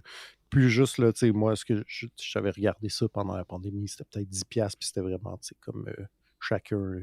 Pas tant d'acting physique, mettons. Là. Les gens lisent leurs textes à leur micro. On n'avait pas reçu Samuel Contin pour en parler, d'ailleurs. On l'avait reçu à un moment donné. Oui, je pense qu'on en avait parlé avec lui. Il était venu à l'émission, mais je ne sais plus si c'était pour ça. Ses enfants criaient en background, je me suis... Ouais, c'est vrai. Ben là, c'est ça. Fait que la pièce va exister. J'ai noté ici, ça joue du 28 novembre au 16 décembre à la 5e salle de la Place des Arts avec le théâtre du CEP. C'est basé sur la bande dessinée de Samuel Canté et coécrit par lui. Sébastien Tessier, qui joue dans la pièce aussi le rôle de Henri, c'est-à-dire le personnage principal. Je vais faire des guillemets radiophoniques, là, le héros, le très haïssable héros de White Horse. C'est coécrit aussi par Guillaume Lorrain, qui va jouer aussi le rôle de Sylvain Pastrami, donc encore ici, méchant. Sylvain. On a tous BD, connu un Sylvain. Ouais, Guillaume Lorrain qu'on a vu récemment dans Très belle journée. Jake en avait parlé toi aussi, je pense. Ouais, j'avais full aimé ça. Puis il y a Simon Lacroix à la mise en scène. J'ai fait des recherches. C'est pas Simon Lacroix de Total Crap. Tout le temps, c'est pas la 4e dimension. Je me suis perdu creux dans le stockage Facebook tout à l'heure avant de me rendre compte qu'il y avait un lien à même le site de Ducep pour sa bio. Puis j'étais comme, c'est pas du tout sa face. Fait que c'est pas le même Simon Lacroix. Non. Mais sûrement un aide de qualité aussi. Ça mettra en scène, outre ces personnes aussi, plusieurs autres acteurs, mais entre autres Charlotte Aubin, Sonia Cordeau et Éric Bernier. C'est ça, c'est bien excitant. Moi, j'ai toujours dit, je sais que Samuel Quentin finalise un nouvel album. Qu'est-ce que j'ai hâte? J'ai très hâte. J'ai très, très hâte, mais c'est aussi un dialoguiste hors pair. J'ai vraiment envie de... Tu sais, à chaque fois que je lis une de ces BD, je suis comme, ouais, mais acter, ça serait malade aussi, tu sais. Puis il y a un parler qui est très québécois franglais, qui appartient à une certaine génération de Montréal. Tu l'identifies, là. Quand il parle, ça coule. Je dis, oui, je connais du monde qui parle comme ça. Je parle comme ça. Il est capable de... C'est ça, il est capable de faire parler des acteurs sans que ça paraisse que c'est écrit. Il me semble que les dialogues, ça doit être la pire affaire à écrire. Ça doit tellement être difficile pour pas que ça sonne comme du monde. Ouais, c'est ça, exact. Tu sais, où il faut répéter souvent, il faut une bonne mise en scène, il faut laisser le temps aux acteurs de répéter, mais maintenant, en télé québécoise, c'est tourné tellement vite que souvent, c'est des one-take. Mais on dirait que... C'est ça. Mais tu sais, c'est ça. Sam Quentin réussit à comme passer au-dessus de ça, puis les acteurs, c'est comme s'ils s'appropriaient vraiment facilement ce qu'ils écrivaient. Je pense qu'il est disponible. White Horse est disponible en un volume maintenant. Dans le temps, c'était sorti en deux. Je pense, il y a un des 2 volumes qui est plus disponible, je pense. Là, fait que probablement le premier. Mais il existe une édition intégrale là, qui revient moins cher que d'acheter les 2. Là. Maintenant, c'est l'édition courante. Mais je le recommande chaudement. C'est une bonne aussi. Je pense qu'il y a eu des nouvelles là, récemment que Ville et Misérable commençait. En tout cas, il y avait tout le financement nécessaire puis que ça se passait pour vrai, le film. Ville et Misérable, le film. Fait que ça va être un bon temps pour être Samuel Quentin, I guess. Mais c'est mérité. Il a travaillé fort. Puis, Ville et Misérable, je l'ai déjà dit à l'émission, mais à l'époque, je l'avais acheté dans un échange de cadeaux à une job où je travaillais jadis. Puis je l'ai donné à un programmeur qui était extrêmement cartésien. Tu sais, genre, le gars, là, c'est une calculatrice, là, mais il a 2 jambes. Là. Et il avait capoté sa vie. Ça l'avait il avait full aimé ça. Il m'en avait parlé après. Ah ouais, puis j'avais pris un guess. Je me disais, peut-être que il va pas aimer ça. C'est peut-être pas son genre de truc. C'était pas quelqu'un qui était artistiquement aligné, mais il avait adoré. Puis je me suis dit, cette bande dessinée-là, ça peut générer ce genre d'émotion dans le dude à qui je l'ai donné. C'est un bon indice. Je l'avais redonné à d'autres personnes. Ouais. Merci, Laurent. T'as-tu dit les dates? Oui, mais je peux les répéter. S'il te plaît. C'est du 28 novembre au 16 décembre prochain, donc fin 2023. J'ai pas checké les prix des billets, par exemple, mais c'est du CEF, fait que c'est sûrement un peu cher. OK. Ça vaut la peine en même temps. Hey, Laurent... Le temps québécois, c'est jamais vraiment cher. Non, c'est je sais pas. J'avoue que j'ai jamais vu de théâtre pas québécois. Je sais que, mettons... Pour un gars qui a vu plus souvent des pièces du Théâtre du Futur aux écuries, chez Ducep, je trouve ça plus cher. Mettons, c'est ça mon barème, mais je suis pas un gars qui va au théâtre tant que ça. Laurent, de quoi j'ai parlé pendant que tu n'étais pas là? Hey, j'ai perdu mon électricité, tu sais. Toi, tu l'as récupéré avant moi, je pense 2 jours avant moi, d'ailleurs. Ben oui, je trouvais ça long. Pourtant, tu n'habites pas, en tout cas. Non, c'était même ambigu selon le site d'Hydro-Québec quand j'ai regardé sur Internet, là, à savoir quand c'était rétabli ou pas. Il y avait encore 67 personnes dans mon quartier dans la bulle dans laquelle j'étais qui n'avaient pas accès. Puis je suis revenu. Puis, pour mettre en contexte, les Européens à la maison, c'est qu'il y a eu une tempête de verglas sur le Québec. Puis je pense 80% de mon... Ben, pas 80% de Montréal. 80% des coupures de courant étaient sur l'île de Montréal, quelque chose comme ça. Oui, parce que pour vrai, c'était très... C'est élevé, là, en tout cas. Le verglas n'était pas trop ailleurs que Montréal. Là. Je veux dire, mes parents sont à 2 heures d'ici, puis ils ont une petite neige, puis c'était bien chill. Puis je peux vous dire que c'était vraiment le fun pour jeter pour 200$ d'épicerie tantôt dans le frigidaire quand t'as pas de job. Si, je capotais. Je capotais. Mais je suis content que... Est-ce que tu as eu le temps d'écouter Tetris? C'est là où je voulais aller. Oui. OK, parce que tu n'avais pas d'électricité jeudi, puis... Ben non, mais là, finalement, c'est revenu assez tôt pour que je me trouve le temps. Excellent. J'avoue qu'il y a un moment où je me suis maudit, en fait, parce que je suis revenu chez nous, puis j'étais comment, j'ai des films sur mon laptop, mais si au moins j'avais pris le temps de downloader celui-là, pour le show avant, j'aurais pu commencer par ça. Ça aurait été fait. D'autres niaiseries. Au lieu d'écouter Basketball pour la 25e fois. Malheureusement, Basketball, je l'ai seulement en DVD que j'ai acheté à la pharmacie, sûrement. Puis, là, je ne pouvais pas l'écouter. C'est fun, la pharmacie. Tu trouves des fois des DVD à 3,99$. Ouais, mais là, j'ai pas mal fait le tour. C'est tout le temps les mêmes films. Oui, c'est les mêmes films. J'ai check tout le temps, là, mais... Quand tu assumes que ça t'intéresse pas, les Fast and the Furious, il reste pas mal rien que ça. Tu les achèteras pour Simon, quoi qu'il les a sûrement. Il les a sûrement genre 4K, Steelbook. Steelbook, ouais. Il s'était pas fait un festival, d'ailleurs, de Souvent. Il me semble minimum une fois, mais il me semble qu'il l'a fait plusieurs fois. Je m'aventurerais pas à acheter un film à Simon en guessant. Non, de façon générale, tu n'achètes pas de film à Simon. Tu lui donnes un certificat cadeau peut-être pour Vinegar Syndrome ou une affaire de même, Severin, mais t'achètes pas un DVD. Ça se fait dessus? Oui, sûrement, j'imagine que oui. Sûrement que ça existe. C'est une bonne idée. Ouais. Mais non, on sait qu'est-ce qu'il faut y offrir en cadeau. Là. Bon, on a le temps, le 100 décembre prochain. C'est le Kickstarter de Madame Rotrock pour son prochain film. Là. Ah oui, c'est vrai. Oui, c'est vrai. Oui, c'est vrai. Mais ça pour dire, Laurent, que j'étais chez ma soeur en fin de semaine. Oui. Pendant 4 jours. On la salue. Oui, on la salue. Puis c'était cool. Sauf que pendant un bout, j'étais pas mal déconnecté, littéralement. Pas juste de l'électricité, mais de l'Internet, parce que je suis en famille, fait que je ne suis pas exprès non plus pour aller écouter du Netflix. Mais puis là, il y a un moment donné, sur le Discord des Mystérieux, il y a plein d'annonces qui ont commencé à sortir. Puis ce à quoi j'ai répondu, qu'est-ce qui se passe? Parce que je ne comprenais plus. Mais c'était le Star Wars Celebration Europe en fin de semaine à Londres. Donc, c'est un genre de congrès durant lequel Lucasfilm fait des annonces concernant ses prochains projets, prochains films, prochaines téléséries à apparaître. Il n'attend pas le 4 mai? Non, ils n'ont pas attendu le 4 mai. Probablement qu'ils vont avoir d'autres annonces pour le 4 mai. Mais c'est une bonne question. Ils ont déjà des grosses annonces. Oui, il y en a quand même pas mal. Puis c'est là où je suis capoté un peu. De un, il y a eu plein de bandes annonces. Il y a eu la bande annonce d'Ahsoka qui est sortie, la prochaine série qui met en vedette Daisy Ridley, qui a l'air super bonne. Ça sort en août 2023. Donc c'est quand même assez proche. Il y a eu la bande annonce, la nouvelle de Indiana Jones je pense que c'est The Dial of Destiny, quelque chose comme ça, qui est réalisé par James Mangold. Qui est le premier Indiana Jones, qui n'est pas réalisé par Spielberg, et le dernier d'ailleurs. Et là, il y a eu comme Kathleen Kennedy, qui est en fait la dirigeante de Lucasfilm, qui a annoncé comme 3 gros projets, 3 films de Star Wars qui s'en viennent, en espérant que ce ne soit pas annulé.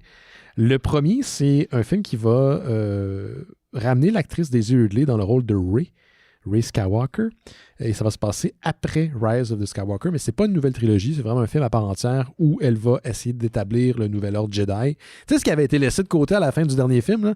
J'imagine que ça, c'est pour essayer de réparer les pots cassés, les nombreux pots cassés. Ben il y a oui. du monde qui se sont rendus compte qu'il y avait des loose threads. Ben écoute, oui, quand même pas mal.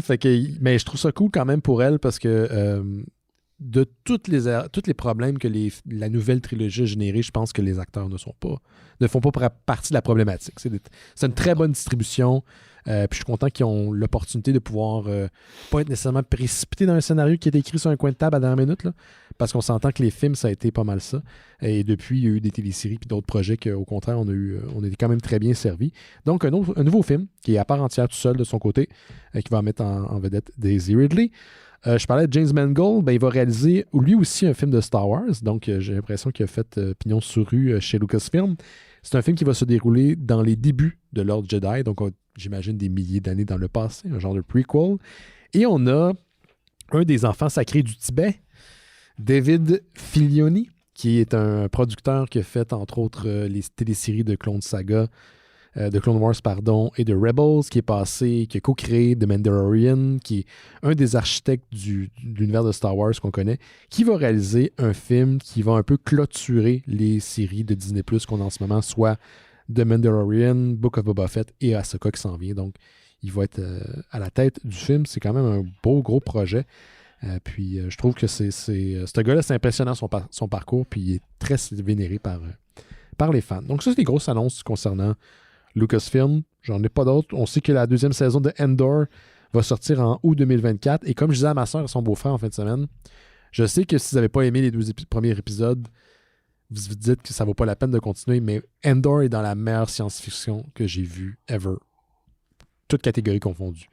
C'est tout un statement, ça, Benoît? Oui, moi, j'ai beaucoup aimé ça. C'est pas que c'est la meilleure chose, c'est dans la meilleure chose que j'ai vue. Voilà. Fait que c'est ça concernant les annonces de Celebration Europe. Gauthier, est-ce qu'il te restait quelque chose? Ben, nous autres, c'est les Celebration Québec BD cette semaine. Fait qu'à partir du 12 avril, si je ne m'abuse, c'est le Festival BD de Québec qui débute et qui va avoir lieu jusqu'à dimanche prochain. Donc, il y a une bonne brochette d'auteurs, d'autrices qui vont être en événement toute la semaine. Québec BD, c'est un événement qui dure depuis 36 ans, je pense. C'est très longtemps. Un des plus résilients festivals de bande dessinée au Québec. Puis, ce qui est intéressant avec ce festival-là, en fait, c'est que c'est beaucoup axé sur les activités autour du festival. Donc, oui, on peut aller au Salon du Livre de Québec, rencontrer des auteurs en dédicace dans la section plus spécifique du festival de BD, mais il y a aussi plein d'expositions, des conférences, de l'impro BD souvent. Je ne sais pas si cette année il y en a, mais il y a la remise des prix BDS Cosa aussi, là, qui sont les prix en bande dessinée. Et puis, il y a des invités cette année, HD puis Émile Bravo. Donc, HD qui est l'artiste qui a repris les rênes de Lucky Luke. Yes. Il était venu au Studio Lunac dans le temps, en 2015 à peu près. Ouais. Il était venu. Ben, en fait, il était venu au Salon du Livre de Montréal. C'est là qu'on l'avait rencontré la première fois. Ouais. Je l'avais interviewé pour Monsieur Net dans le temps, mais au Studio Lunac. Super bon, super gentil monsieur. Oui. Qui nous avait d'ailleurs signé la préface de Far Out. C'est vrai, oui, exact. Ouais. Puis, ben, Émile Bravo, je sais pas si... sûrement que vous le connaissez, là, c'est un artiste qui a fait le journal d'un... Mais moi, c'est le journal d'un ingénu qui m'a vraiment marqué, là, qui est une espèce de remake de Spirou là, qui avait lieu pendant la Deuxième Guerre mondiale, que j'ai adoré. Puis il en a fait plein d'autres aussi, là, mais il a continué à son histoire. Oui, il a fait. As-tu continué, toi? As-tu lu L'Espoir malgré tout? Non. OK. T'aimerais ça aussi? C'est la suite directement du Journal d'un ingénu. Là. Journal d'un ingénu qui était comme jeune Spirou au tout début de la Deuxième Guerre mondiale, mais finalement, il a repris le concept plus tard, puis c'est vraiment genre Spirou pendant l'entièreté de la Deuxième Guerre mondiale. Il a fini ça avec un 4e tome à Noël passé, je pense, puis c'était vraiment bon. Est-ce que c'est Spirou ou c'est Spirou? C'est Spirou, là, le groom. Là. OK. Oui, mais qu'est-ce qui est Spirou maintenant? T'sais? Oui, avec les S-World, qu'est-ce qui est Spirou? Non, mais c'est ça, je veux dire, comme déjà, je sais pas à quel point il y a un vrai timeline Spirou, mais c'est Spirou pendant la Deuxième Guerre mondiale. C'est le sien, mais il est... En tout cas, j'aime penser que c'est le vrai. Là. OK. Puis je pense qu'il va y avoir même un entretien avec les deux, entre Émile Bravo et HD. C'est cool, ça serait le fun. Je pense que c'est ça. Je sais pas. Ça se peut. C'est ta nouvelle. C'est possible.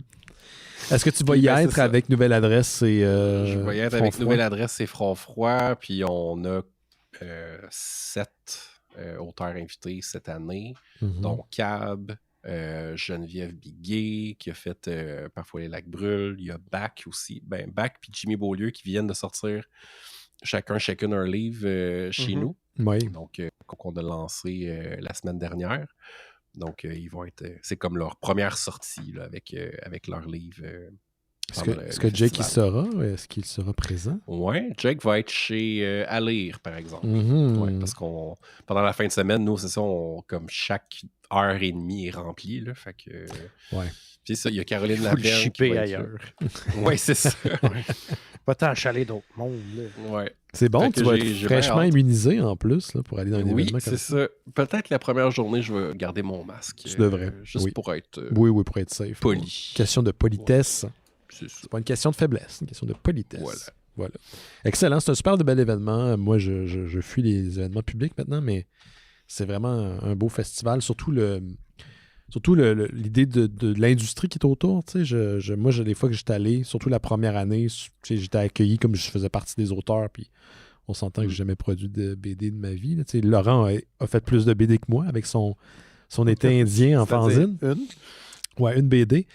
Mais c'était. J'étais allé plusieurs fois par la suite. J'ai toujours été super bien accueilli. Vraiment une belle gang. Beau festival. Des belles soirées au Musée de la civilisation de Québec. Je sais pas si ça va revenir, mais je me souviens de. Oh boy, les flashbacks. L'année que j'étais allé la première fois, j'ai découvert Laurent là-bas, qui était dans le buffet. Okay. C'est la soirée les des chips dans les poches. La fameuse soirée. Mais chips dans les poches. Tu penses que c'est la dernière fois que tu es allé? Parce que par la suite, tu peux pas te libérer les week-ends, je pense, à la librairie. Ça se peut-tu? Ouais, je sais plus. Ça fait longtemps. Je t'ai monté que l'auteur Olivier Carpentier, justement, jadis. Ça fait longtemps, ça. OK. Est-ce que toi, Laurent, tu avais autre chose? Oui, j'aimerais vous parler rapidement d'une bande dessinée que j'ai lue. Ça fait quelques semaines, mais j'attendais que Gauthier soit là parce qu'il me semble que c'est des thématiques qui puissent lui parler. La bande dessinée s'appelle Brancusi contre États-Unis. C'est basé sur des faits réels que je ne connaissais pas. C'est sur un sculpteur un Français qui s'appelle Constantin Brancusi, qui était un élève de Rodin, mais qui s'est un peu affranchi un peu des enseignements de ce sculpteur-là, qui était connu, puis qui plus dérivé vers l'abstraction, mettons, dans son art. Et il y a un moment donné où ils ont organisé une exposition à New York et ils ont envoyé des sculptures, dont une qui s'appelle l'oiseau, tout simplement, mais qui est comme une forme très, très épurée et abstraite de ce qu'on pourrait imaginer d'un oiseau. Et que là, au port, ils ont taxé sa sculpture non pas comme une œuvre d'art, mais comme un genre de quoi d'usiné et utilitaire. Et là, donc, il a dû payer des taxes là-dessus, alors que si ça avait été rangé dans la catégorie art, il n'aurait pas payé de taxes. Et là, s'en est suivi un long procès pour déterminer est-ce que c'est de l'art. Qu'est-ce que de l'art? Qu'est-ce que de l'art? Et qu'est-ce que de l'art? Fait que là, c'est un album de plus de 100 pages de procès kafkaïens où des gens essayent de prouver que ceci est de l'art et de l'autre bord que non, c'est pas de l'art. Puis OK, mais c'est-tu de l'art si ça a été usiné? Oui, ça en est. S'il en existe pas plus que 2 copies et ça, voyez-vous vraiment un oiseau là-dedans? Ça se peut pas, ça, c'est pas un oiseau. Oui, mais si l'artiste décide, c'est comme complètement aberrant. Je ne savais pas, j'avais jamais entendu parler de ça, mais il me semble que Brancusi, le nom ne me disait rien, mais comme en le googlant, j'ai comme déjà vu des choses passer. Là. Je ne savais pas que c'était qui, j'aurais pas pu le nommer. Je connais très peu de choses à la sculpture, je l'avoue.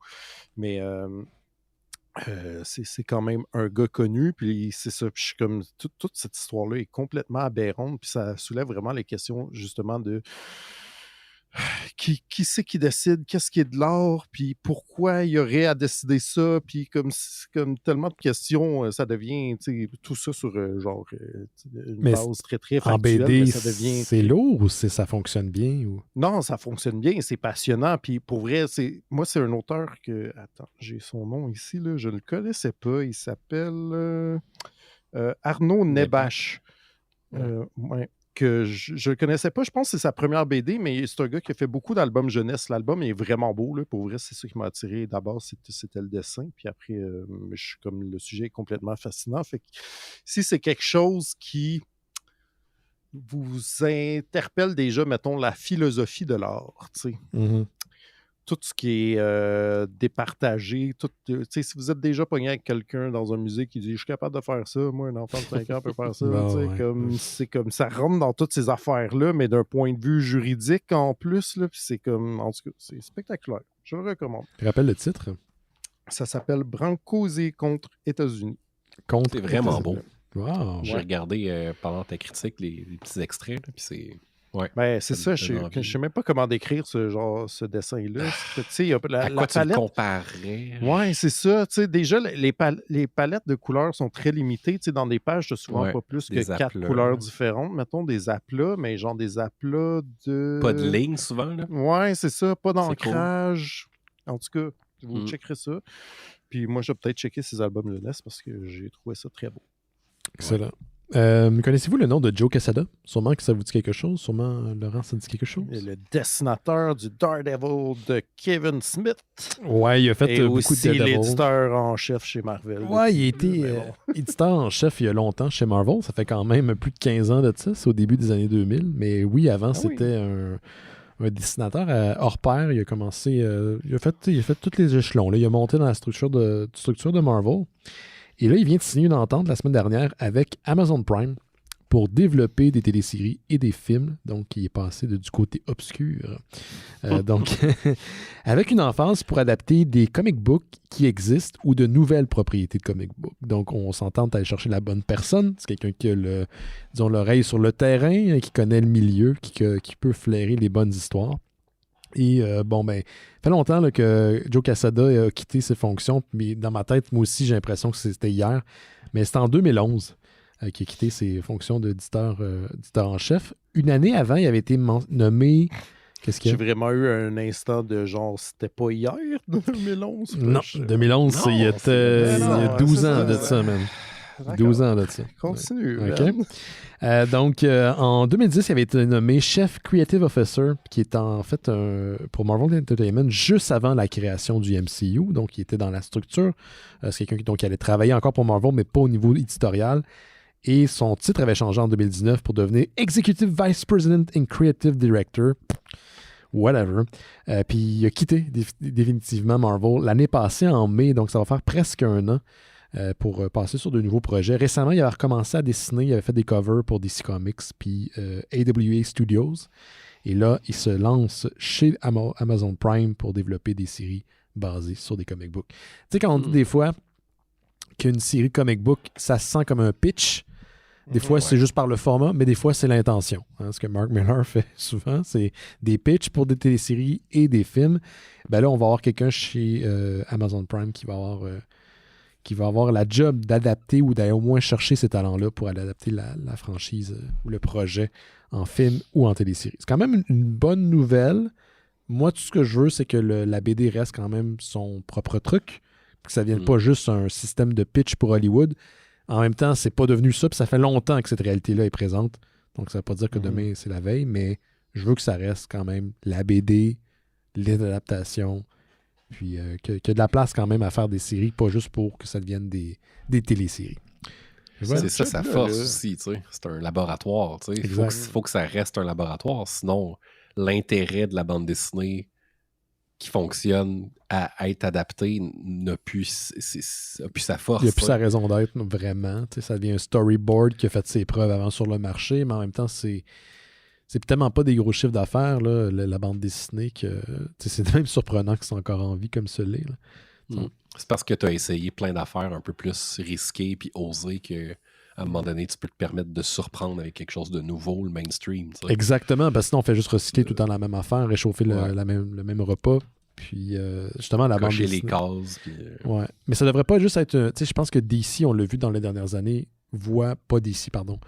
Warner Brothers, puis là maintenant Warner Brothers Discovery voit beaucoup DC comme étant justement une plateforme de développement pour leur propriété. Tu sais, ça sent là, qu'ils sont pas intéressés par le comic, de par leurs décisions. Puis ça me gosse. T'sais, go for it, adapte-le comme tu veux. Va chercher, rénumère les créateurs d'origine s'il faut, go for it. Mais on sent que la BD n'est pas quelque chose qu'il estime parce que c'est des peanuts, là. Regardez des recettes d'un film ou d'un jeu vidéo comparativement de la bande dessinée américaine. Oui, ils en font de l'argent, mais c'est dérisoire, c'est tout petit. C'est vraiment tout petit. Il faut juste qu'ils le considèrent comme leur département de R&D, tu sais. Recherche et développement. Oui, mais il faut pas que ça soit juste ça. C'est ça l'affaire. C'est ça le point que j'essaie d'émettre. Ça peut pas juste être ça. Ouais, mais faire de la vraie recherche, faire du vrai R&D, là, c'est essayer des affaires qui marchent pas. Là. Nouvelle, oui, exact. Oui. C'est ça, là. C'est essayer des affaires qui vont être plus risquées, qui vont être champ gauche, que les gens n'ont pas l'habitude de voir, mais en bande dessinée, tu sais, c'est moins cher à faire. Gardons aussi l'aspect publication de bande dessinée. Parce que c'est ce que je veux dire. Ça peut être en fait, d'ici, c'est ce qui est arrivé. C'est qu'ils ont commencé à considérer comme le comic que pour adapter des films et des choses comme ça. Puis on dirait qu'ils évacuent de plus en plus le côté éditorial. Ça fait quoi, 80 ans là, que ça existe, DC Comics? Là? Puis ils font de moins en moins. Peut-être que c'est parce que le milieu s'adapte aussi. On dirait qu'ils s'en crissent du comic book. Ouais, mais c'est vraiment bizarre parce que si tu le lances pas dans le public, tu pourras jamais vraiment savoir si ça a un intérêt ou pas. Là. Exact. Fait que Go, je suis content pour Quesada. C'est un gars que j'ai eu la chance de voir en 2006 en entrevue au New York Comic Con. Fait que ça fait quand même longtemps, là, mais que j'avais trouvé vraiment éloquent, un vrai passionné de comic book. Puis il avait parlé de son Daredevil Father, qui était inspiré de son père qui était décédé pas longtemps avant, puis il était devenu super émotif. Le public était rentré, puis il avait commencé à... pas rentré, mais il avait comme réagi pour essayer de monter le moral. Puis c'est un gars qui est très passionné par le comic book. Fait que moi, c'est tout ce que j'avais cette semaine, les gars, comme nouvelle. Est-ce qu'il vous reste quelque chose, toi, Laurent? Oui, j'ai une couple d'affaires assez rapides. D'abord, 2 annonces de production télévisuelle, I guess. On prépare un remake d'un film de Universal de 1956 qui s'appelle The Mole People. Les gens taupes. Les gens taupes. Un film que je n'ai pas vu, mais qui, selon le studio et l'année, doit s'inscrire dans l'espèce de Universal Monster? Ouais, peut-être, tu sais, comme je sais que genre fin 50, début 60, ils essayaient de ramener un peu cette ligne-là de Universal Monster. C'est là qu'il y a eu la créature du Black Lagoon aussi, là, le fameux homme-poisson. Ouais. C'est à peu près cette période-là, mais j'ai pas vu celle-là. Ça raconte l'histoire de c'est des scientifiques qui se tombent d'un trou puis qui découvrent une civilisation entière de gens qui, genre, reclus depuis la Mésopotamie puis qui vivent à l'abri du soleil dans une société secrète sous la terre. Okay, fait que c'est pas des taupes. C'est pas vraiment des taupes, mais si j'ai bien compris, ils ont comme la peau toute décolorée parce qu'ils n'ont pas vu le soleil depuis des générations, puis blablabla. Donc c'est un artiste de BD. Ah oui, c'est ça. Des gamers. C'est Jake. Des gamers.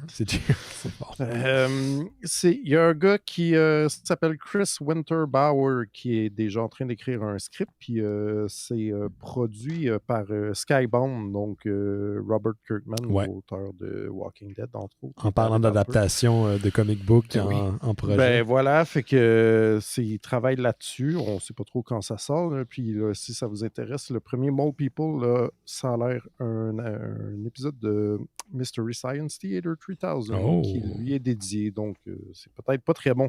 Sinon, il y a le studio qui est derrière Midsommar de Ari Aster, le studio qui s'appelle Be Real Films, qui est en train de développer une mini-série en 6 parties sur les créateurs et la création de Pirate Bay. souvent affectueusement nommé par nous itunes.video.com. Ou CA, c'est un des deux. Ouais, ça dépend. Les deux, c'est toutes les URL de Pirate Bay. Sur Discord, on dit c'est où qu'on achète.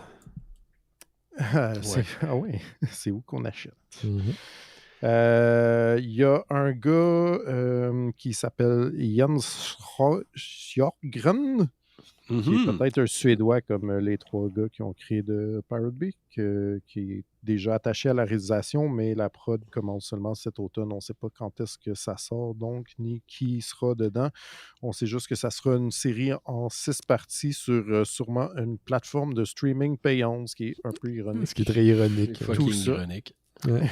Quand même, je vous encourage à peut-être utiliser le sujet dont il sera question pour le visionner. Ça bouclera la boucle. C'est méta. Penses-tu que les gars qui ont fait sûrement, penses-tu qu'ils ont fait, qu'ils ont contacté les gens derrière Pirate Bay pour leur demander l'autorisation? Je sais pas, hein? Penses-tu que, tu sais, rendu là, je veux dire, t'es pas obligé. Un doc, t'es pas obligé. Non, mais t'es pas obligé, mais en même temps, t'es jamais oublié. T'sais. Peut-être qu'ils l'ont fait pour avoir du crunchy, mais je sais pas. Dans un monde où on défilme de la bamba sans la bamba, là. Ouais. Tout est possible. Tout est possible. Tout est possible. Plus rien de sacré, Ben. Plus rien de sacré, man. Asti. La bamba, le Dalai Lama, tout. Puis sinon, si je peux juste revenir rapidement sur une nouvelle que j'ai faite la semaine passée, c'est-à-dire qu'il y aurait une ligne de jouets qui unirait à la fois les Shin Godzilla, Shin Ultraman, Shin Kamen Rider et Neon Genesis Evangelion. Finalement, ça ne se passera pas seulement en jouets parce qu'il y a un jeu vidéo qui s'en vient associé à... t'avais créé un besoin à Gauthier. Ouais. C'est un beat'em up basé sur le film de Shin Kamen Rider qui vient de sortir. Donc, il s'appelle SD Shin Kamen Rider Rumble. Qui sort le 27 avril prochain sur PC et sur Switch, dans lequel il y aura des DLC où on pourra aussi avoir Shin Godzilla, Shin Ultraman et les gros robots de Evangelion. Et tout ça dans un jeu de beat'em up, fait que vous pourriez jouer à la tapoche vous-même avec tous ces personnages-là ensemble. C'est donc bien hot. Peut-être que la semaine prochaine, j'aurai une autre nouvelle encore sur tout cet univers-là. On verra. Mais là, à date, on a eu des bonhommes, là, des jeux vidéo. Fait que la semaine prochaine, là, des céréales. Est-ce qu'il y a est-ce qu'il y a un DLC d'Evangelion? Oui. Ah ouais, fait que lui aussi va être là. Ben, lui aussi. La gang va être là. Ouais, okay. Je ne sais pas si ça va être juste...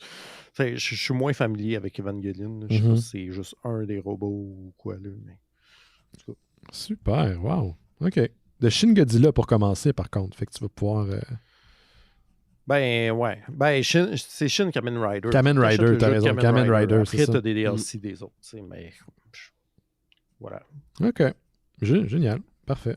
OK, ben merci, messieurs. On va prendre une petite pause avant de parler de Tetris. Donc, je vais faire mes annonces habituelles. Si vous voulez encourager les mystérieux étonnants, on vous encourage à aller sur mystérieuxétonnant.com. En haut à gauche, il y a un bouton « Faire un don ». Vous cliquez là-dessus, ça vous amène vers Patreon. Et pour l'équivalent d'un café par mois, vous faites en sorte que nous continuons à exister. Vous pouvez arrêter n'importe quand. Là, vous pouvez donner pour 1 mois, 2 mois, arrêter, recommencer. C'est comme vous voulez. En échange, vous avez du contenu. Vous avez accès à Bifurcation, qui est un podcast exclusif. En ce moment, on a commencé un cycle dédié à Lynch là, avec le pas de job. C'est plus compliqué, je m'en excuse, mais étonnamment, la semaine passée, il y a du monde qui se sont rajoutés malgré tout, même si j'avais annoncé que après une petite pause à cause de toute la situation de pas d'emploi et de chômage, là, c'est très ambigu tout ça. Mais tous ces fonds-là sont réutilisés dans le projet. Il y a aussi un épisode de Terre humaine chez Isdor qu'on met sur le même fil RSS qui devrait s'en venir. Et vous avez accès aussi en échange au Discord des Mystérieux Étonnants. Il suffit de m'envoyer un message directement à moi, donc à l'administrateur du Patreon, puis je vais vous envoyer un lien vers le Discord. C'est comme l'Internet, mais sans trop de cul. On partage des articles, on écoute des films. Hier, on écoutait de la lutte. Et on va entamer, je crois, un mois dédié au Slacker Movie.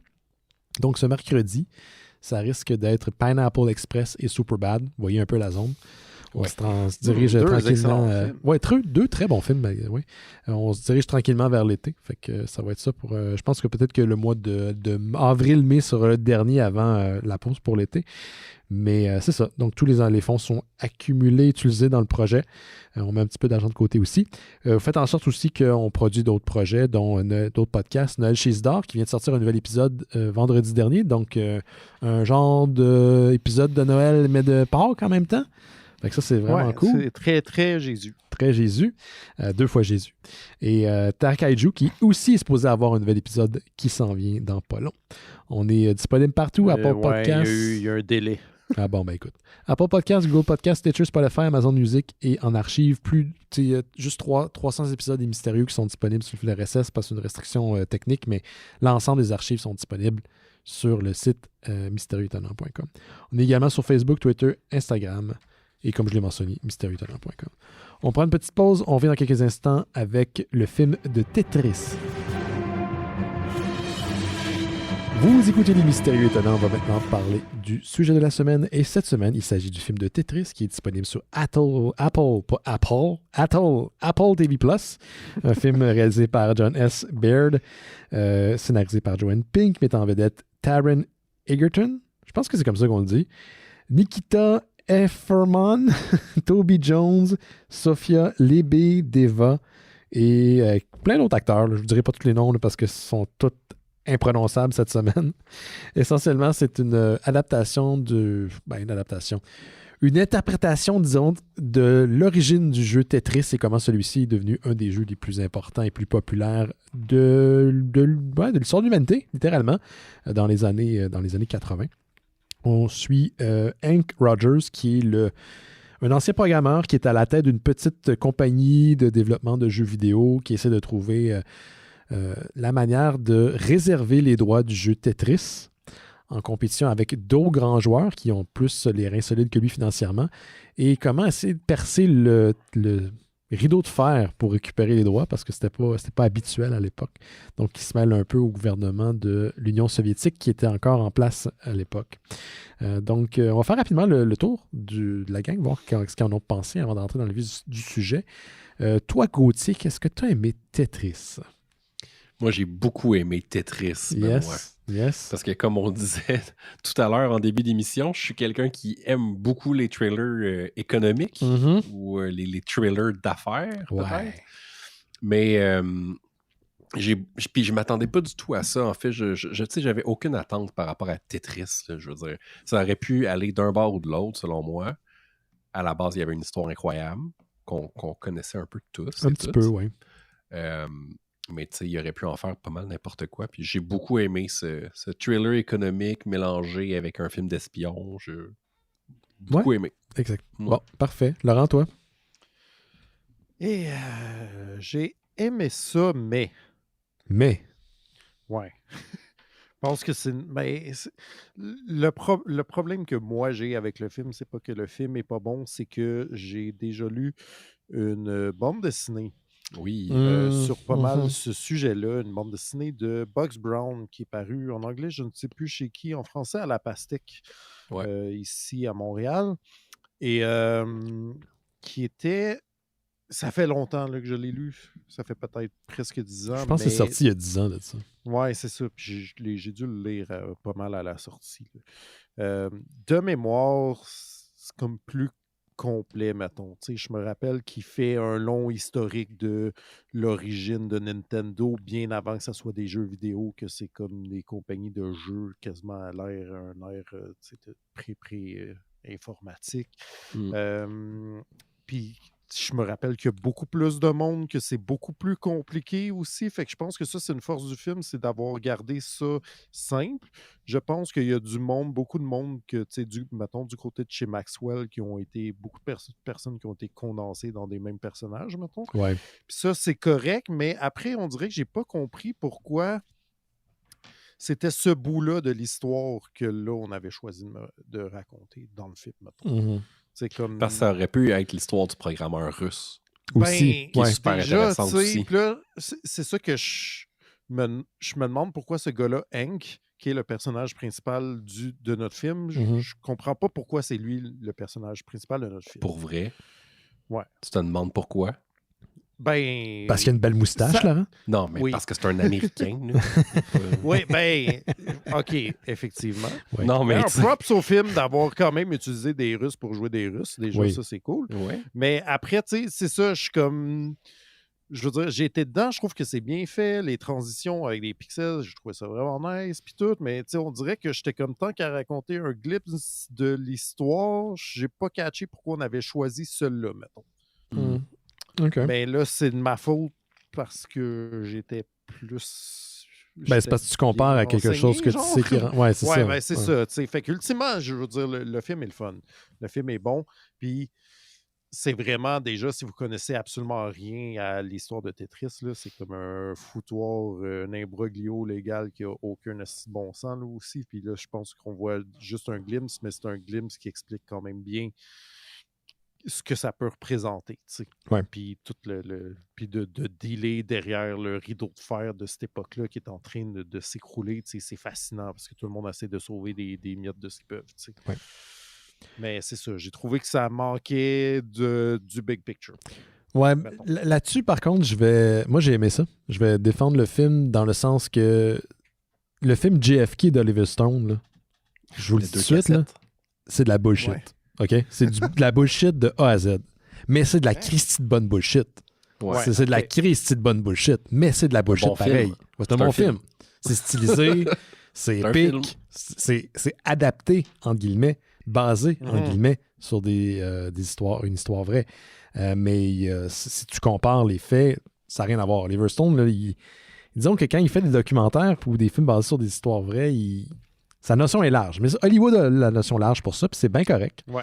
Puis c'est comme ça que je l'ai interprété. Je connaissais un petit peu l'histoire pour avoir vu des docs sur l'apparition de Tetris, comment ça a été distribué, comment le créateur a été floué aussi, parce qu'il n'a pas...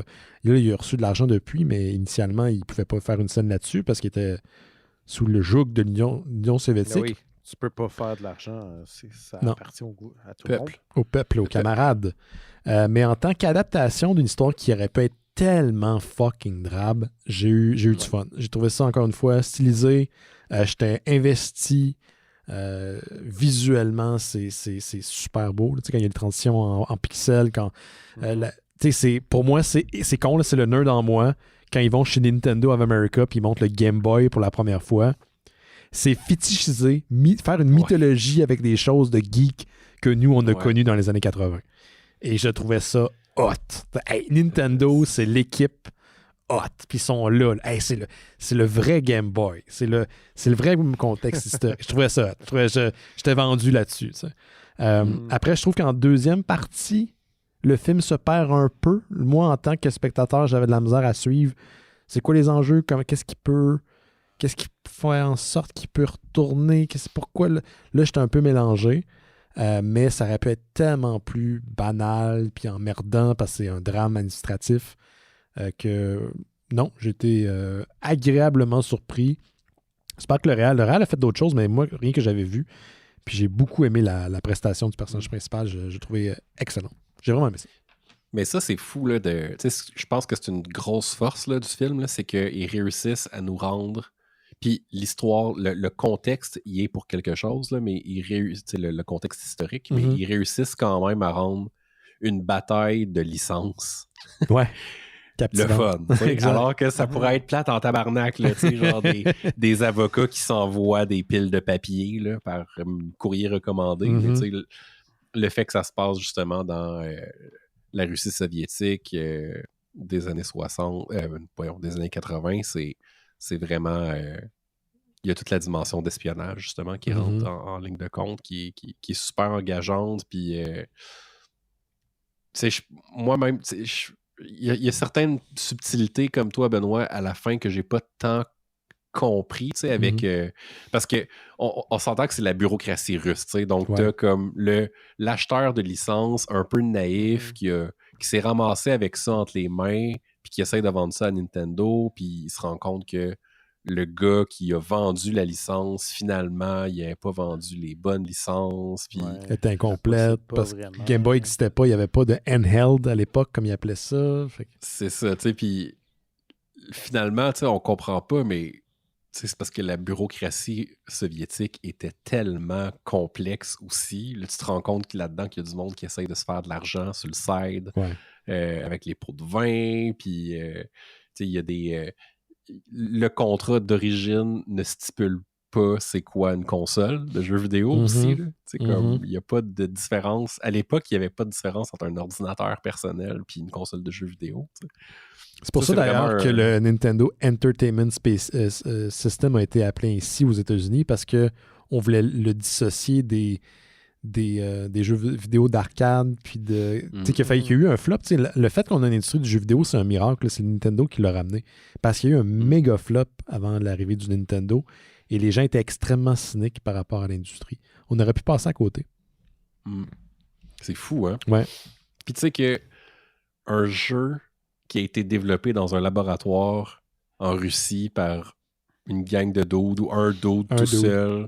Puis tu sais, super... tu sais, c'est vraiment un jeu russe, là. Tu sais, avec le background, avec la place rouge. Que ça se soit ramassé sur des millions de consoles portatives Nintendo en Amérique. C'est tellement étrange. C'est tellement... Tu sais, j'espère que on va encore avoir des artefacts de l'histoire étranges comme ça plus tard, tu sais, de notre époque à nous. T'sais. C'est peut-être en train de se passer, puis on le sait pas. C'est plus tard qu'on va s'en rendre compte. Là. C'est ça, j'espère qu'on va découvrir des choses comme ça, tu sais, Tetris, c'est vraiment un objet qui témoigne de l'histoire de cette époque-là, tu sais. De comme, ça incarne un moment de l'histoire, puis une complexité historique, puis un récit, puis un storytelling. C'est fou, tu sais. J'espère qu'on va avoir quelque chose qui va parler de l'Amérique post-11 septembre, comme ça, mettons. Qui va couvrir comme les 20 prochaines années. Je sais pas, peut-être que le jeu Desert Storm. J'en doute, là, en même temps. Là, Wanted Dead, peut-être ça va être ça, on sait pas. Non, mais tu sais, chez nous, j'ai encore un Game Boy édition Pikachu limitée des années 90. Oh. Yes. Mais avant cette édition-là, j'avais un vrai Game Boy gris, là. Qui est mort depuis. Puis malheureusement, j'ai dû m'en débarrasser en cours de route. Mais je trouve que c'est un bel objet. Mais j'avais la cassette et j'ai encore la cassette de Tetris pour Game Boy. Fait en écoutant le film, je me suis dit, sans que ça soit exactement ce qui s'est passé, je comprends que c'est une adaptation. Il y a eu tout ça derrière le jeu que moi, en tant que gamin, j'ai mis dans mon Game Boy, qui est un de mes préférés. Puis j'ai pas pu penser qu'il y avait quelque chose, une épopée derrière ça. Il y a des moments dans le film où les deux, tu sais, le créateur américain, puis le programmeur américain, l'homme d'affaires, puis le programmeur d'origine, ils s'assoient autour d'un vieil ordi soviétique, là, puis ils programment des nouvelles lignes de code, puis on le voit, cette séquence-là. Comment on peut l'améliorer, genre. Comment on peut l'améliorer, puis là, la musique embarque. La musique joue beaucoup sur l'émotion puis l'émotivité dans le film. Et j'étais emballé, puis c'est juste du monde qui code, là. J'ai dit, ouais, c'est donc excitant ce qui se passe, mais c'est juste du monde qui code dans un ordi, tu sais. Et je trouve que c'est un tour de force. Bravo. Tu sais, pour le monde qui ont vu Halt and Catch Fire, par exemple, tu sais, qui est la série qui parle vraiment de l'arrivée du PC, puis de l'arrivée de Macintosh, par exemple, puis d'Internet. C'est vraiment une série qui s'intéresse là-dessus. Mais c'est une série qui est quand même déprimante un peu grise, un peu de drame. Fait que tu sais, il faut que tu sois intéressé par le sujet, là, tu sais, pour continuer. Puis les acteurs sont vraiment super bons, fait qu'ils sauvent la série, là, selon moi. Là. Mais tu sais, pour ceux qui ont trouvé ça trop lourd, trop drame, mais qui aiment le sujet, puis l'ambiance, je pense que vous allez vraiment capoter sur Tetris. Parce que c'est un peu le même take, là. Puis tu sais, je pense que s'il avait voulu... Je pense qu'on s'attendait, ou on pourrait s'attendre de Tetris qu'il raconte l'histoire au complet parce qu'on est tellement habitué d'écouter des séries télé maintenant qu'on veut toute l'histoire, tu sais. Mais, tu sais, ils ont décidé de faire un film. Ouais. Puis quand tu fais un film, faut que tu coupes à quelque part. Faut que tu prennes des décisions éditoriales. Puis c'est vrai que moi, j'aurais pris aussi un film sur la création du jeu, tu sais. Puis pas juste la vente du jeu. Mais c'est vrai que, tu sais, quand on parle d'artefacts de l'histoire, ce moment-là parle tellement de choses tu sais, ça parle de beaucoup de choses en même temps. Tu sais, ça parle c'est le de la chute de l'Union soviétique. Ouais. Ça parle de l'arrivée du Game Boy. Ouais. Ça parle d'un changement technologique. Ça parle de l'ouverture du Japon au commerce international, puis de sa nouvelle arrivée dans le monde moderne. Tu sais, c'est ça, ça parle vraiment de beaucoup de choses en même temps. Fait que, tu sais, je peux comprendre quand même le choix éditorial qui a été fait. T'sais. C'est vrai, je l'avais pas vu comme ça, mais le film parle de plein de choses sans les adresser directement. Ouais, c'est comme le background, tu sais, mais c'est la même chose qu'est Tetris. Tetris, c'est un style de bon jeu avec un contexte. Tu sais. C'est un film, là, c'est une histoire. C'est le jeu parfait. Il y a un moment où le gars il dit j'ai joué 10 minutes puis je vois encore des blocs dans ma tête. Puis n'importe qui a joué à Tetris, c'est exactement le feeling. Ils ont essayé de réinventer Tetris une couple de fois en disant on va mettre des balles, on va mettre. Non. Tu peux mettre n'importe quoi là. Touche à rien. Touche pas mon Tetris. Mon Tetris, mes valeurs. Dr Mario. Dr Mario, ouais. C'est le cousin de Tetris. Ouais. Mais tu sais, dans le Dr Mario, c'est un bon jeu. Mais c'est pas aussi simple. Il y a une finesse à Tetris. C'est tellement, c'est tellement simple, c'est tellement un raffinement exact que c'en est hallucinant que personne n'y a pensé auparavant. C'est malade. Est-ce que c'est le jeu vidéo, selon vous, qui se rapproche le plus d'un board game? Ou des échecs, par exemple, du raffinement des échecs? Je pense je sais pas pour ça. Je pense que c'est un des jeux qui se rapproche le plus d'un jeu parfait. Il n'y a rien que tu peux enlever ou tu peux retirer. Il n'y a rien que tu peux rajouter à Tetris, en tout cas. Puis c'est fou parce que les échecs, c'est pas addictif comme ça. Je veux dire, il y a plus de stratégie, tu peux plus réfléchir à ton affaire. Tu n'as pas le temps de réfléchir dans Tetris. Là. C'est comme ça répond plus à l'instant présent puis à la. Je sais pas là. Tu tombes dans la zone à un moment donné quand tu joues à Tetris. Ouais, c'est ça. C'est comme plutôt le père de tous les jeux de téléphone, toutes les Candy Crush, puis toutes les, je sais pas, 2048, là, c'est plus proche de ça, je pense. Là. Ouais. C'est plus comme des shoots des petits shoots de dopamine constants. Puis même si c'est comme le jeu vidéo à sa plus simple expression, puis comme on disait, tu sais, super raffiné, tu peux pas le mettre en physique. Non, c'est plate. Ça serait plate. Les échecs, tu peux jouer sur un ordi. Tetris, tu peux pas jouer avec des blocs là, genre au bord. Là. Ça marche. Ça pourrait marcher. Il me semble que j'ai déjà vu des board games de Tetris ou quelque chose qui est inspiré, mais. Fait que là, donne-moi les pièces de plus en plus vite. Ouais, pitch-les. Tu peux pas recréer l'inévitabilité de la pièce qui descend. Tu sais. C'est ça. Mais. Tu parlais des échecs, Laurent. J'ai déjà gagné une partie de Tetris. J'ai jamais gagné une partie d'échecs. Je comprends jamais comment ça marche. J'arrive pas, là. Puis ça finit abrupt, hein, quand tu finis Tetris. Oui, c'est impardonnable, Tetris. T'as toute la Christie de... Tu finis-tu Tetris? Je pensais que ça faisait tout le temps juste aller plus vite. Je pense que tu peux le finir. Tu peux le finir, puis ça dit comme...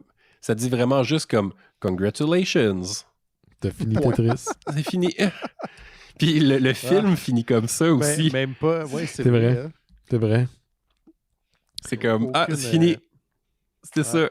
Tu viens de jouer pendant genre 20 ans de ta vie à essayer de finir Tetris. Puis là, bravo. Bye. Salut, Chummy. Mais tu sais, Laurent, pas Laurent, mais Gauthier, je pense que c'est de plus en plus ce que tu as dit tantôt, mais tout n'a pas besoin d'être une télésérie. Tu sais, on dirait que c'est un peu ça la cote maintenant. Il faut que ça soit un épisode de. Faut qu'il y ait 6 épisodes, faut qu'il y ait 9 épisodes, faut qu'il y ait 3 épisodes. T'sais. J'ai vu, moi étant amateur de True Crime, des séries qui auraient pu être un épisode de 2 heures, 1 heure et demie. Genre. Ben pas 3 épisodes là, où est-ce qu'ils font parler du monde qui sont des experts d'Internet. Tu sais, puis je veux pas là, d'une série de Wes Anderson. Là. Ah non? Mais non. Moi, je veux ça. Tu veux ça? Mais non. Non, on serait tanné, là. Après 2 épisodes, on serait tanné. Je serais pas tanné. Mais non. C'est bien. Tu veux un film de Wes Anderson, mais tu veux pas une série. T'es bas, Laurent. On dirait que ton son est vraiment plus bas que tantôt. Ouais, qu'est-ce qui est arrivé? Ben, c'est toi, je sais pas. Je suis pas chez vous. Là. Je sais pas chez vous. Je sais pas. Ah, là, on t'entend. Là, on t'entend mieux. Là. Bon, voilà. Je sais pas ce que tu as fait. Moi non plus. Bon. Anyway. On va savoir. Anyway, moi, j'ai pas grand-chose d'autre à dire. J'écoute, je pense pas que c'est un film parfait. Je pense pas que c'est un film qui va faire l'histoire, mais si vous avez connu les années 80, vous avez connu Nintendo, Game Boy, vous êtes à moins amateur de Tetris, je pense que vous allez trouver votre compte sans prendre tout ça pour du cash. Là. En fait, moi, ça m'a donné envie d'aller gratter un peu plus sur l'histoire d'origine. Ça aurait été le fun d'avoir un doc qui se rattache au film pour voir ce qu'il y en est. Puis, la BD. Ouais, ou de la BD. Ouais, la BD que Laurent parlait tantôt. Pour vrai, je le recommande. Ça vaut. Si effectivement le film vous donne le goût, ça va creuser plus dans toutes les directions. Là. C'est vraiment, on a une fenêtre sur cette partie-là qui est effectivement très intéressante. Mais il y a beaucoup d'autres intervenants, il y a beaucoup d'autres places à travers le monde. Moi, ce qui m'a gossé surtout, je pense, c'est que c'est comme si on suivait un héros alors que c'est un capitaliste comme tous les autres méchants du film. Là. Je suis comme, il est pas là pour se faire des... Il est un peu plus correct là, dans le sens de je veux te donner ta part du cash, mais c'est aussi un gars qui est là pour faire la pièce. Là, Puis je suis comme... C'est un peu trop un héros, genre. J'étais comme, OK, là, ça va. Là. En plus, t'es tout le temps en train de parler en anglais à tes enfants qui parlent juste japonais. Là. Ouais, il y a de la misère un peu. Ça m'a gossé un peu. M'a vraiment beaucoup gossé. Mais, sinon, après, c'est vrai que, je veux dire, tout l'épisode, puis j'ai rechecké un peu la BD, j'ai pas eu le temps de la relire parce que le temps. La vie. Mais, toutes les affaires de chacun des... Les Russes ont des meetings avec chacun des intervenants dans des pièces différentes, puis qui storment en plein milieu du meeting. Là. Ah ouais, puis qui vont rechecker l'autre gars. OK, nous, on te demanderait ça d'abord parce que l'autre vient de l'offrir. Là. Comme tout ça a l'air vrai, c'est complètement hallucinant comme façon de procéder. C'est comme ça aussi dans la BD? Ouais, j'ai rechecké un peu, puis je me suis rappelé est-ce qu'il y a autant que c'est vraiment ça. Est-ce qu'il est aussi menacé que dans le film, le personnage principal? C'est sûr que ça finit pas en poursuite de char. Non. Vite, faut qu'on soit d'un avion. Non. J'étais comme là, mon suspension of disbelief. Calmez-vous.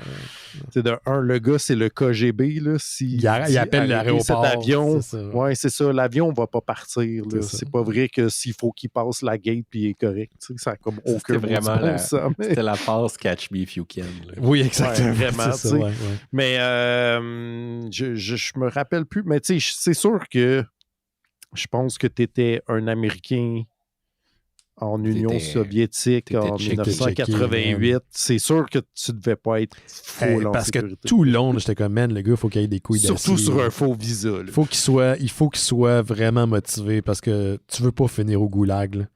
Tu veux pas être interviewé par le KGB. Là.